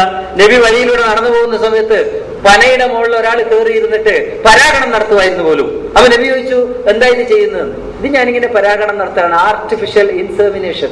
ഇന്നത്തെ കാലത്ത് ഈ പല നമ്മുടെ ഗൈനക്കോളജിസ്റ്റുകളുടെ അടുത്ത് പോയിട്ട് മക്കളില്ലാത്ത ആൾക്കാർ പോകുമല്ലോ. എനിക്ക് മെഡിക്കൽ ഫീൽഡുമായിട്ട് അടുത്ത ബന്ധമുള്ളത് കൊണ്ടൊന്ന് പറയാൻ, ഞാൻ അതിൽ വലിയ തട്ടിപ്പുകൾ നടക്കുന്നുണ്ട് കേട്ടോ, സൂക്ഷിക്കണം പലരും. കാരണം ആർട്ടിഫിഷ്യൽ ഇൻസെമിനേഷൻ എന്ന് പറഞ്ഞാൽ പുരുഷന്റെ ബീജം, സ്പേം കളക്ട് ചെയ്തിട്ട് സ്ത്രീയുടെ അണ്ടത്തിലേക്ക് കുത്തിവെക്കലാണ്. ഇത് പലപ്പോഴും സ്പേം കൗണ്ട് കുറയുമ്പോഴും അതുപോലെ പിന്നെ സ്ത്രീകളുടെ ശരീരത്തിനകത്തുള്ള നെർവ്സ് ബ്ലോക്ക് ആകുമ്പോഴാണ് ഇത് ചെയ്യേണ്ടി വരിക. എനിക്കറിയാം പല ഗൈനക്കോളജിസ്റ്റുകളും റിസൾട്ടിന് വേണ്ടി ചെയ്യുന്ന ഒരു തട്ടിപ്പാണ് പല പുരുഷന്മാരുടെ സ്പേം മിക്സ് ചെയ്തിട്ട് ഇഞ്ചെക്ട് ചെയ്യാം. 5 or 6 ആൾക്കാരുടെ സ്പേം മിക്സ് ചെയ്യും. അപ്പൊ കൗണ്ടിന്റെ കുറവ് മാറിക്കിട്ടും. എന്നിട്ട് ഈ 5 ഭാര്യയുടെ ഗർഭത്തിലും ഗർഭപാത്രത്തിലും ഇഞ്ചെക്ട് ചെയ്യും. ചുരുക്കി പറഞ്ഞാൽ ഈ പ്രസവിക്കുന്നത് എന്റെ സ്വന്തം കുട്ടിയാണെന്ന് ഓരോ ഉറപ്പുണ്ടാവില്ല കേട്ടോ. അത് പരിശോധിക്കുന്നതല്ലാണ്. ഇതേ സംഭവമാണ് അവിടെ അയാൾ ചെയ്തുകൊണ്ടിരുന്നത്. ഏത്? ആർട്ടിഫിഷ്യൽ ഇൻസെമിനേഷൻ, കൃത്രിമ പരാഗണം. അപ്പൊ നബി ഒരു തമാശ പറഞ്ഞു, അതിന്റെ ഒന്നും ആവശ്യമില്ല കേട്ടോ എന്ന് പറഞ്ഞോളൂ. ഹദീസാണ് കേട്ടോ, ഞാൻ കേട്ടത് പറയുന്നേ ഉള്ളൂ. ഹദീസ് എന്ന് പറഞ്ഞാൽ തന്നെ കേട്ടിട്ട് പറയലാണല്ലോ അല്ലെ. ഈ കേട്ടിട്ട് പറയുന്നതിനെ കുറിച്ച് ഞാൻ ഈയിടെ ഒരു ക്ലാസ്സിൽ ഒരു പരീക്ഷണം നടത്തി. 5 ആൾക്കാരെ സെലക്ട് ചെയ്തു. ഇപ്പൊ നമുക്ക് വേണമെങ്കിൽ ഇവിടെ പരീക്ഷിക്കാവുന്നേ ഉള്ളൂ. 5 ആളെ സെലക്ട് ചെയ്തിട്ട് പുറത്തു കൊണ്ടുപോയിട്ട് ഒരാൾക്ക് ഞാനൊരു കടലാസിൽ ഒരു കാര്യം എഴുതി കൊടുത്തു, ഒരു കടലാസിൽ. എന്നിട്ട് അയാളോട് പറഞ്ഞു, ഇത് വായിച്ചിട്ട് നീ മറ്റേയാളെ കേൾപ്പിക്കണം, ഈ കടലാസ് അങ്ങോട്ട് കൊടുക്കരുത്, ഒറ്റയ്ക്കേ കേൾപ്പിക്കാവൂ, മറ്റു 4 ആൾ കേൾക്കരുത്, മറ്റു 3 പേര് കേൾക്കരുത്. അങ്ങനെ ഇയാള് ആ ആളോട് പറഞ്ഞു. എന്നിട്ട് ഇയാൾ അവിടുന്ന് പോയി. അതിനുശേഷം അയാൾ ആ കേട്ട കാര്യം 3ാമത്തെ ആളോട് പറയണം. ഇയാളും പോയി. 3ാമത്തെ ആള് അതിനുശേഷം 4ാമത്തെ ആളോട് കേൾപ്പിക്കണം. അയാൾ ഈ ആദ്യത്തെ ഒന്നും കേൾക്കാൻ പാടില്ല, ഒറ്റക്കൊറ്റക്കാണ്. അങ്ങനെ അവസാനത്തെ 5ാമത്തവൻ വന്നിട്ട് പബ്ലിക്കിനോട് പറയണം, ആദ്യം പറഞ്ഞ ആൾ എന്താണെന്ന്. നിങ്ങൾക്ക് അത്ഭുതം തോന്നിപ്പോവും. ആദ്യം പറഞ്ഞ വിഷയമേ ആയിരിക്കില്ല 5ാമത്തവൻ വന്നിട്ട് പറയുന്നത്. ഇത് എന്നിട്ട് 5 തലമുറ കഴിഞ്ഞിട്ട് ആദ്യത്തെ ആള് പറഞ്ഞത് അതേപോലെ പറഞ്ഞു എന്ന് പറഞ്ഞാൽ ആ വിശ്വസിക്കുന്നവരെ എങ്ങനെ വിശ്വസിക്കണമെന്ന് എനിക്കറിയില്ല. ഞാൻ ഇതേപോലെ വേറൊരു പരീക്ഷണം നടത്തി. ഒരു സ്ഥലത്ത് ഒരു മൈം സംഘടിപ്പിച്ചു. ഒരാളോട് പറഞ്ഞു, ഒരു ആനയെ കുളിപ്പിക്കുന്ന രംഗം അഭിനയിച്ചു കാണിക്കാൻ, പറയാൻ പാടില്ല. അത് കണ്ടു ഒരാള്. അയാൾ എന്ത് ചെയ്യണം? അയാൾ മറ്റൊരാൾക്ക് ഇത് അഭിനയിച്ച് കാണിക്കണം. അയാൾ അഭിനയിച്ച് കാണിച്ചു. അങ്ങനെ 5ാമത്തെ ആൾ, ആദ്യത്തെ ആൾ അഭിനയിക്കുന്നതിന് മുമ്പ് ഇത് എഴുതി വെക്കണം. 5ാമത്തെ ആളോട് ഈ കണ്ടത് പറയാൻ പറഞ്ഞു. അയാൾ വന്നിട്ട്, ആദ്യത്തെ ആൾ അഭിനയിച്ചത് ആനയെ കുളിപ്പിക്കുന്നതാണ്. 5ാമത്തെ ആൾ ഇത് പറഞ്ഞപ്പോ ഇല്ലേ, ഈ നെല്ല് മൂർന്നിട്ട്, നെൽച്ചെടി മൂർന്നിട്ട് കറ്റയെ തല്ലുകയില്ലേ, അതായി. കാരണം ഈ ആനയുടെ പുറത്ത് അടിക്കുന്നു, തുടക്കുന്നു, ഇയാള് കറ്റ തല്ലുന്നതാണ് എന്നോട് അയാൾ പറഞ്ഞതെന്നായി. വിഷയമേ പരിപൂർണമായി മാറിപ്പോയി. ഇതാണ് ഹദീസിന്റെ അവസ്ഥ. ആദ്യത്തെ തലമുറയിൽപ്പെട്ട ആൾ എന്തോ പറഞ്ഞു, രണ്ടാമത്തെ ആള് വേറെന്തോ പറഞ്ഞു, അവസാനം വന്നിട്ടെത്തിയപ്പോ വേറെന്തോ ആയി മാറി. അങ്ങനെയുള്ള ഒരു വർത്തമാനം മാത്രമാണ് ഞാനും പറയുന്നത് എന്നേ ഞാൻ പറയുന്നുള്ളൂ. അപ്പൊ നബി ഈ പരാഗണം നടത്തുന്നത് അത് വേണ്ട എന്ന് തമാശ പറഞ്ഞു പോലും. ആ കൊല്ലം ഈത്തപ്പഴത്തിന്റെ ക്രോപ്പ് കുറഞ്ഞുപോയി എന്നാണ് ഇവർ പറയുന്നത്. ക്രോപ്പ് കുറഞ്ഞുപോയി. അപ്പൊ നബി ചോദിച്ചു എന്താ കുറയാൻ കാരണം? ഇവര് പറഞ്ഞു നബിയല്ലേ അതിന് കാരണം, നബിയല്ലേ പറഞ്ഞത് ആർട്ടിഫിഷ്യൽ ഇൻസെമിനേഷൻ വേണ്ട, കൃത്രിമ പരാഗണം നടത്തണ്ടെന്ന്. അപ്പൊ നബി പറഞ്ഞു, ഹേ മനുഷ്യ, എന്നെയും കാട്ടിയും ഈ വിഷയത്തിൽ നിനക്കല്ലേ വിവരം, ഞാൻ പറഞ്ഞത് നീ അനുസരിക്കേണ്ടത് ഇല്ലല്ലോ. ആരാ പറയുന്നത്? നബിയാ പറയുന്നത്. ആ പറഞ്ഞതിന്റെ അർത്ഥം എന്താ? ഖുർആനിൽ നിന്ന് വ്യത്യസ്തമായി നബി പറഞ്ഞ അനുസരിക്കേണ്ടതില്ല എന്ന് തന്നെയാ അല്ലേ? അതല്ലേ അതിന്റെ അർത്ഥം? നിങ്ങൾ അല്ലെങ്കിൽ നബി ഈ പറഞ്ഞ ഇന്നതനുസരിക്കണം ഇന്നതനുസരിക്കണ്ട എന്നതിന് എവിടെയാണ് ഒരു വരയിടുക? എവിടെയാണ് ഒരു വരയിടുക? നബി പറഞ്ഞ ഇന്നതനുസരിക്കണം ഇന്നതനുസരിക്കണ്ട, എവിടെയാ അതിന്റെ ഇടയിൽ ഒരു മാർജിൻ? ഒറ്റ മാർജിനേ ഉള്ളൂ. ഖുർആൻ പറഞ്ഞതാണോ അല്ലയോ നോക്കുക. ഖുർആൻ പറഞ്ഞതാണെങ്കിൽ അനുസരിക്കണം എന്ന് വെച്ചാൽ രണ്ട് മാർഗത്തിലൂടെയാണ് ഖുർആൻ നമ്മുടെ മുമ്പിലേക്ക് എത്തുക എന്ന് നമ്മൾ ചിന്തിക്കാം. ഇതിനു വേണ്ടി തന്നെ ഈ ഹദീസിന്റെ കാര്യത്തിൽ തന്നെ ഒന്ന്, ഖുർആൻ തനതായി നമ്മുടെ മുമ്പിലുണ്ട്. മറ്റൊന്ന്, ഇവരൊക്കെ പറയും പോലെ നബി ജീവിതത്തിലൂടെ, നബിചര്യയിലൂടെ. ഈ നബിചര്യയിലൂടെ നമ്മളിലേക്ക് എത്തുന്ന മാർഗം ഉണ്ടല്ലോ, അത് പാച്ചിയായ മാർഗമാണ്. ഇടയ്ക്കിടയ്ക്ക് കട്ടായി പോവുകയാണ്. ആ ആള് പറഞ്ഞു, ഈ ആള് പറഞ്ഞു എന്ന് പറയുമ്പോൾ വ്യത്യാസമായി പോവുക. മറ്റൊന്ന് പാച്ചിയല്ലാത്ത കണ്ടിന്യൂസ് ആയ ഒരു വര പോലെ. ഈ മുറിഞ്ഞു മുറിഞ്ഞു പോകുന്ന വര പോയിട്ട് എത്തുന്ന വരത്തേക്കാ ചിന്തിച്ചു നോക്കണം. ആയിഷയോട് ചോദിച്ച പോലും മാ ഖുലുഖുഹു, എന്താണ് അദ്ദേഹത്തിന്റെ സ്വഭാവം? അപ്പൊ ആയിഷ പറഞ്ഞു പോലും ഖുലുഖുഹു ഖുർആൻ, അദ്ദേഹത്തിന്റെ സ്വഭാവം ഖുർആനാണ്. പോയിട്ട് എത്തുന്നത് ഖുർആനിലേക്കാ. ആയിഷ തന്നെ പറഞ്ഞു ഹുവ അൽ ഖുർആൻ യംശി, അദ്ദേഹം സഞ്ചരിക്കുന്ന ഖുർആനാണ്. എന്ന് വെച്ചാൽ മുഹമ്മദ് നബിയുടെ ജീവിതത്തിലൂടെ ഖുർആനിലേക്കാണ് എത്തേണ്ടതെന്നാണ് അതിന്റെ അർത്ഥം. പിന്നെ നേരായ വഴിക്ക് പോയാൽ പോരെ? ഖുർആൻ തന്നെ മുമ്പിലുള്ളപ്പോ ഇതിലേ പോയിട്ട് എത്തണോ? ഒന്ന് ആലോചിച്ച് നോക്ക്. ഈ ഹദീസ് പോലും ഇവർ അവകാശപ്പെടുന്നത് നമ്മളെ നയിക്കുന്ന എങ്ങോട്ടാ? ഖുർആനിലേക്ക്. ഈ ഖുർആൻ നമ്മളെ മുമ്പിലുള്ളപ്പോ തിരുവനന്തപുരം എയർപോർട്ടിൽ പോയിട്ട് കോഴിക്കോടേക്ക് തിരിച്ചു വരണോ? ഇവിടെ തന്നെ ഉണ്ട് ആ സാധനം. ഈ ഖുർആൻ കണ്ടെത്താൻ ഈ വഴി സ്വീകരിക്കണം എന്നാണ് പറയുന്നത്. ഒന്ന് അതിലെ ഒരു എന്താ പറയാ, ഒരു തരം ചിന്തിക്കാത്ത ഒരവസ്ഥ, ആ അവസ്ഥയാണ്. അതുകൊണ്ട് ഞാൻ പറയട്ടെ, ഞാൻ വിശ്വസിക്കുന്നു ഖുർആനിനെ അല്ലാതെ മറ്റെന്തിനേയും ആശ്രയിക്കുന്നത് ദൈവത്തിന് തുല്യമായ സ്ഥാനത്ത് മറ്റാരെങ്കിലും പ്രതിഷ്ഠിക്കലായിട്ട് മാറും. ഖുർആനിനെ അല്ലാതെ നമ്മുടെ മാർഗദർശനത്തിന് വേണ്ടി, മാർഗം കണ്ടെത്താൻ വേണ്ടി വേറെ എന്തിനെ ആശ്രയിച്ചാലും തന്റെ ഇടത്തോടെ നമുക്ക് പറയാം ഹദീസിനെ ആശ്രയിക്കൽ ശിർക്കാണ്. എന്തു പറയുന്നു? തീർച്ചയായിട്ടും അത് നേരെ ആ മാർഗത്തിൽ അത് ശിർക്കാണ്. ഇവിടെ അതേപോലെ തന്നെ വേറൊരു വലിയ പ്രശ്നവും കൂടിയുണ്ട്. എന്താ? ദൈവം പറഞ്ഞിരിക്കുന്നു നിങ്ങൾക്ക് ഞാൻ മതി, നിങ്ങൾക്ക് ഞാൻ മതി. ഈ ഞാൻ മതി എന്ന് ദൈവം പറയുമ്പോൾ എന്തിനു മതി എന്നാണ് ദൈവം പറഞ്ഞത്? നമ്മളെ ശാരീരികമായി രക്ഷിക്കാൻ ദൈവം മതി എന്നാണോ? എന്നിട്ട് ദൈവം എല്ലാവരെയും ശാരീരികമായി രക്ഷിക്കുന്നില്ലല്ലോ. ഉണ്ടോ? ദൈവം എല്ലാവർക്കും തുല്യമായിട്ട് അന്നം കൊടുക്കുന്നുണ്ടോ? ഇല്ല. പിന്നെ എന്തിനാണ് ദൈവം ഞാൻ മതി എന്ന് പറഞ്ഞത്? ഞാൻ മതി എന്ന് പറഞ്ഞത് ഹിദായത്തിനാണ്, മാർഗദർശനത്തിന് ഞാൻ മതി എന്നാണ്. പക്ഷെ ഇവര് പറയുന്നു മാർഗദർശനത്തിന് ദൈവം പോരാണ്. അവിടെ ദൈവത്തിൽ പങ്കു ചേർക്കുക മാത്രമല്ല സംഭവിക്കുന്നത്, ദൈവത്തെ ചെറുതാക്കുകയും കൂടിയാണ് ചെയ്യുന്നത്. ദൈവം ഏറ്റെടുത്ത ദൗത്യം പൂർത്തീകരിക്കാൻ ദൈവം പോരാ എന്നൊരു വാദമാണ് അതിന്റെ ഫലം, ഇല്ലേ? എന്താ പറയുന്നത്? ഖുർആൻ നിലനിൽക്കണമെങ്കിൽ, ഖുർആൻ മനസ്സിലാകണമെങ്കിൽ എന്ത് വേണം? ഹദീസ് വേണം. എന്ന് വെച്ചാൽ ഖുർആനിന് തനതായിട്ട് നിലനിൽക്കാൻ കഴിയുന്നില്ല എന്നല്ലേ അതിന്റെ അർത്ഥം. ചിന്തിച്ചു നോക്കണം. ദൈവത്തെ പരിമിതപ്പെടുത്തലാണ് ഖുർആൻ അല്ലാത്തതിനെ ഹിദായത്തിന് വേണ്ടി ആശ്രയിക്കാൻ. ദൈവത്തിന്റെ തുല്യനായി അല്ലെങ്കിൽ ദൈവത്തിനേക്കാൾ കഴിവുള്ള മറ്റാരോ ഉണ്ടെന്ന് വിശ്വസിക്കലാണ് യഥാർത്ഥത്തിൽ ഹിദായത്തിന് വേണ്ടി വേറെ ആരെങ്കിലും ആശ്രയിക്കാൻ. കാരണം ദൈവത്തിനെ മനസ്സിലാക്കി തരാൻ പറ്റാതെ പോയ കാര്യം ആര് മനസ്സിലാക്കി തരും? ആര് മനസ്സിലാക്കി തരും? വേറൊരാൾ മനസ്സിലാക്കി തരും. ഒരുപക്ഷെ നബി അല്ലെങ്കിൽ നബിക്ക് ശേഷം വന്ന മറ്റൊരാൾ മനസ്സിലാക്കി തരും, ഇല്ലേ? ദൈവത്തിന് ഇത് മനസ്സിലാക്കി തരാൻ പറ്റിയില്ല, മനുഷ്യന് വേണ്ട രീതിയിൽ മനസ്സിലാക്കി തരാൻ പറ്റിയില്ല.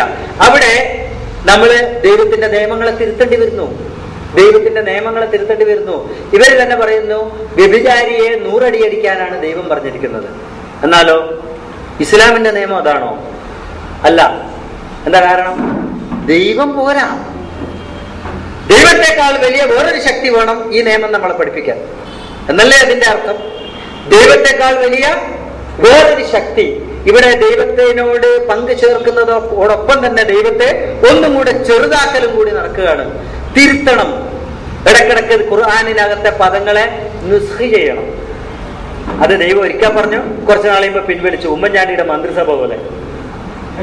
ദൈവത്തിന് വരാൻ പോകുന്ന കാലത്തെ കുറിച്ച് അറിവില്ലാത്ത പോലെ ഇന്നൊന്ന് പറയാ, നാളെ മാറ്റി പറയാ. അമെന്റ്മെന്റ് ഇടക്കിടെ ഇലക്ഷൻ എടുക്കാനാവുമ്പോൾ പറഞ്ഞു ഇലക്ഷൻ കഴിഞ്ഞിട്ടായിട്ട് മന്ത്രിസഭ പുനഃസംഘടിപ്പിക്കും. ഇങ്ങനെ തന്നെയാണ് ദൈവവും.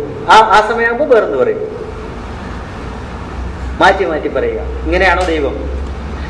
ഏതർത്ഥത്തിലാണ് നമുക്കിത് സ്വീകരിക്കാൻ കഴിയുക? ഒന്ന് ചിന്തിച്ചു നോക്കണം. ദൈവത്തിന് നാളെയെ കുറിച്ച് അറിയില്ലെങ്കിൽ മാത്രമല്ല ഇന്ന് പറഞ്ഞത് തിരുത്തേണ്ടി വരും, അല്ലേ? അപ്പൊ ദൈവത്തിനെ പരിമിതപ്പെടുത്തലാണ് സത്യത്തിൽ ഇത്. സമയക്കുറവുകൊണ്ട് ഞാൻ കൂടുതൽ അത് വിശദീകരിക്കാൻ ഞാൻ നിൽക്കുന്നില്ല. ഇവിടെ സത്യം നമ്മൾ മനസ്സിലാക്കണം. സമാധാനത്തിനും സുരക്ഷിതത്വത്തിനും വേണ്ടി ദൈവം അവതരിപ്പിച്ച ഒരു വ്യവസ്ഥിതിയാണ് യഥാർത്ഥത്തിൽ ഈ ഖുർആനിലൂടെ ദൈവം മുമ്പോട്ട് വെച്ചിരിക്കുന്നത്. അതിലേക്കെത്താനുള്ള മാർഗം സ്വതന്ത്ര ചിന്തയാണ്. അതിലേക്കെത്താനുള്ള മാർഗം ഒരിക്കലും ജനനമല്ല. അതിലേക്കെത്താനുള്ള മാർഗം ഒരിക്കലും അള്ളാഹു തന്നെ പറഞ്ഞതുപോലെ മുൻഗാമികളിൽ നിന്ന് കിട്ടുന്ന പാരമ്പര്യ അറിവല്ല. അതിലേക്കുള്ള മാർഗം സ്വതന്ത്ര ചിന്ത. അതിനുള്ള അടിസ്ഥാനം ഖുർആൻ. ആ ഖുർആനിലൂടെ കിട്ടുന്ന അറിവ് മനുഷ്യന് സമാധാനവും സ്വസ്ഥതയും സുരക്ഷിതത്വവും ഭൂമിയിൽ പ്രദാനം ചെയ്യും. ഭൂമിയിൽ മനുഷ്യന് വ്യക്തമായ ഒരു ദൗത്യമുണ്ട്, ഒരു ജീവിത ലക്ഷ്യമുണ്ട്. ആ ജീവിത ലക്ഷ്യം എന്താണെന്ന് മനസ്സിലാക്കാൻ നമ്മൾ ദൈവത്തെ തിരിച്ചറിയണം, ഖുർആനിനെ തിരിച്ചറിയണം. ഖുർആനിലൂടെ തിരിച്ചറിയണം, ഖുർആനിലൂടെ അറിവ് നേടണം എന്ന് പറയുമ്പം ഈ മാർഗം ഞാൻ ഇപ്പൊ തന്നെ 5 കാര്യങ്ങൾ പറഞ്ഞു. ഏത്? സ്വലാത്ത്, സിയാമ്, ഇതൊക്കെ വളരെ ആഴത്തിൽ മനസ്സിലാക്കേണ്ടതുണ്ട്. ഏതൊക്കെ തലത്തിലാണ് സിയാമ് ചെയ്യേണ്ടത്, ഏതൊക്കെ തലത്തിലാണ് സ്വലാത്ത് ചെയ്യേണ്ടത്, ഏതൊക്കെ തലത്തിലാണ് ഹജ്ജ് ചെയ്യേണ്ടത്, ഏതൊക്കെ തലത്തിലാണ് സക്കാത്ത് ചെയ്യേണ്ടത്, വളരെ ആഴത്തിൽ പരിശോധിക്കേണ്ട വിഷയങ്ങളാണ് ഇതൊക്കെ. കാരണം എന്താ? മുഴുവൻ സമൂഹത്തിനും സമൂഹത്തിലെ ഏറ്റവും വലിയ ബുദ്ധിമാന്മാർ ചിന്തിച്ചിട്ട് കിട്ടാത്ത ഉത്തരമാണ് ഇതിലൂടെ കിട്ടേണ്ടത്. അത്ര വലിയ ഒരു സമസ്യയാണിത്. ആ സമസ്യക്കുള്ള പരിഹാരങ്ങളാണ് ദൈവം ഇതിലൂടെ നിർദ്ദേശിക്കുന്നത്. പക്ഷേ ഇതൊക്കെ നമുക്ക് ചുരുക്കി കണ്ടെത്താൻ കഴിയും. എന്താ? ജനനം മുതൽ മരണം വരെ നിനക്ക് സമയം നൽകപ്പെട്ടിരിക്കുന്നു പ്രവർത്തനത്തിനായിട്ട്. ജനനം മുതൽ മരണം വരെ സമയം നൽകപ്പെട്ടിരിക്കുന്നു. ആ സമയകാലത്തിനിടക്ക് നിങ്ങൾ നേടിയെടുക്കുന്ന അറിവിന്റെ അടിസ്ഥാനത്തിൽ, അറിവിന്റെ മാത്രം അടിസ്ഥാനത്തിൽ നിങ്ങൾ പ്രവർത്തിച്ച് റിസൾട്ട് ഉണ്ടാക്കണം. ഇതാണ് നമ്മുടെ മുമ്പിൽ വെച്ച ദൗത്യം. ഒരു കപ്പൽ കടലിലെ കോളിൽ പെട്ടിട്ട് തകർന്നു പോയപ്പോ ആ കപ്പലിന്റെ കപ്പിത്താൻ തൊട്ടടുത്തുള്ള ഒരു ദ്വീപില് അഭയം പ്രാപിച്ചു. നമ്മൾ ഈ ആദ്യ അന്വേഷണം തുടങ്ങിയ ഒരു കപ്പലുണ്ടല്ലോ മലേഷ്യയില്, അതാണെന്ന് വിചാരിച്ചു. അത് കപ്പിത്താൻ ഒരു ദ്വീപിലെത്തി. അവിടെ എത്തിയപ്പോഴാണ് ഇയാള് അപ്രതീക്ഷിതമായ ഒരു വിവരം അറിയുന്നത്. എന്താ? ആ ദ്വീപില് ഒരു പ്രത്യേകമായ ആചാരമുണ്ട്. അതിൽ പുതുതായി എത്തിപ്പെടുന്നവൻ അവിടെ രാജാവായി വാഴിക്കപ്പെടും. ഓരോ മനുഷ്യനും ഭൂമിയിൽ സ്വയം രാജാവാകുന്ന പോലെ ഓരോ മനുഷ്യനും സ്വയം ഭൂമിയിൽ തൻ്റെതായ ലോകത്ത് ഒരു രാജാവിനെ പോലെയാണ് ജീവിക്കുന്നത്, മാനസിക ലോകത്ത്, ഇല്ലേ? അല്ലാന്ന് പറയാൻ പറ്റും ഓരോരുത്തരും. അതുപോലെ ഇയാൾ അവിടെ എത്തിക്കഴിഞ്ഞപ്പോ നാട്ടുകാരെല്ലാം പിടിച്ച് ഇയാളെ രാജാവാക്കി. 2 ദിവസം കഴിയുമ്പം കാര്യങ്ങൾ അറിയുമ്പോഴാണ് ഇയാൾ ഒരു കാര്യം മനസ്സിലാക്കിയത്. എന്താണ്? ഇതിനൊരു പ്രവർത്തന സമയമുണ്ട്, ഒരു പരിധിയുണ്ട്. 1 കൊല്ലം. 1 കൊല്ലം കഴിഞ്ഞാൽ ഇവിടുന്ന് പുറത്തു പോകണം. മനുഷ്യൻ മരിച്ചിട്ട് പോകുന്നത് പോലെ. എങ്ങോട്ടാ പോകേണ്ടത്? അപ്പുറത്ത് വേറൊരു ദ്വീപുണ്ട്, ആ ദ്വീപിലാണ് കൊണ്ടാക്കുക. ആ ദ്വീപിന്റെ പ്രത്യേകത എന്താണെന്നറിയാമോ? അതിനകത്ത് ഒറ്റ ചെടിയില്ല, ഒറ്റ മരമില്ല, ഒറ്റ കെട്ടിടമില്ല, ഒറ്റ മനുഷ്യനില്ല, ഒരു ജീവിയുമില്ല. അവിടേക്കാണ് ഇയാൾ പോകേണ്ടത്. ഇയാൾക്ക് ഇവിടെ നിന്ന് ഒളിച്ചോടാൻ മാർഗമില്ല. കാരണം എന്താ? ഇതിനകത്ത് വന്ന് പെട്ടു. നമ്മളെയൊക്കെ പോലെ തന്നെ ഈ ജീവിതത്തിൽ നിന്ന് ഒളിച്ചു പോകാൻ ഒരു രക്ഷയില്ല. ഉണ്ടോ? ഒരു രക്ഷയില്ല. ഇവിടുന്ന് പോയി കഴിഞ്ഞിട്ട് പിന്നെയും ജീവിക്കണം. അപ്പോഴോ അവിടെ ഇയാൾ കുടുങ്ങി. ആകെ കുറെ ഇരുന്ന് ആലോചിച്ചു. അവസാനം അയാൾക്ക് മനസ്സിലായി, ഈ നാട്ടിലെ രാജാവാണ് ഞാൻ. I have got so many sources. എനിക്ക് ധാരാളം വിഭവ കേന്ദ്രങ്ങളുണ്ട്, സ്രോതസ്സുകളുണ്ട്. ഇവിടെ രാജാവെന്ന നിലയിൽ ഞാൻ പറഞ്ഞാൽ അനുസരിക്കാൻ തയ്യാറായിട്ട് വലിയ ഒരു വൃന്ദം തന്നെ എന്റെ മുമ്പിലുണ്ട്. സൈനികരുണ്ട്, ധാരാളം ഗ്രന്ഥങ്ങളുണ്ട് അറിയാനായിട്ട്. ഇതൊക്കെ വെച്ചിട്ട് ഇയാൾ ഒരു തീരുമാനം എടുത്തു. 1 വർഷത്തിനകം ആ ദ്വീപിനെ ഞാൻ എന്താക്കി മാറ്റും? ഒരു പറുദീസയാക്കി മാറ്റും.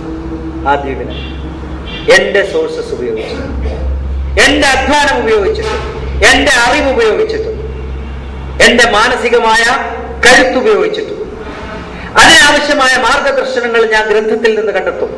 എല്ലാ സോഴ്സസും ഉപയോഗിച്ചിട്ട് 1 വർഷം കഴിയുമ്പോൾ ഈ ദ്വീപിലെ എല്ലാവരും ആഗ്രഹിക്കുകയാണ് അങ്ങോട്ട് പോവാൻ. ഈ ദ്വീപിനേക്കാൾ നല്ല ദ്വീപായിട്ട് അത് മാറും. ഇതാണ് മനുഷ്യന് ഭൂമിയിൽ ഉള്ള ദൗത്യം. മനുഷ്യനെ ഭൂമിയിലേക്ക് ദൈവം അയച്ചിരിക്കുന്നത് ഇതിനു വേണ്ടിയാണ്. മനസ്സിലാക്കണം. അതുകൊണ്ടാണ് അള്ളാഹ് പറഞ്ഞത്, ഖലഖൽ മൗത വൽ ഹയാത ലിയബ്ലുവകും അയ്യുക്കും അഹ്സനു അമല.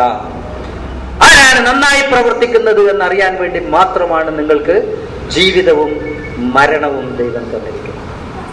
ഞാൻ ആഗ്രഹിക്കുന്നു, ഞാൻ ആശിക്കുന്നു, നമുക്കെല്ലാവർക്കും നമ്മുടെ അടുത്ത ദ്വീപ്, ആ അടുത്ത ദ്വീപിനെ സ്വർഗീയമാക്കാൻ ഉള്ള അറിവും പ്രവർത്തനശേഷിയും കൈവരിക്കാൻ കഴിയട്ടെ എന്ന് ഞാൻ ആഗ്രഹിച്ചുകൊണ്ട്, ആശംസിച്ചുകൊണ്ട് വിടവാങ്ങുന്നു. അസ്സലാമു അലൈക്കും.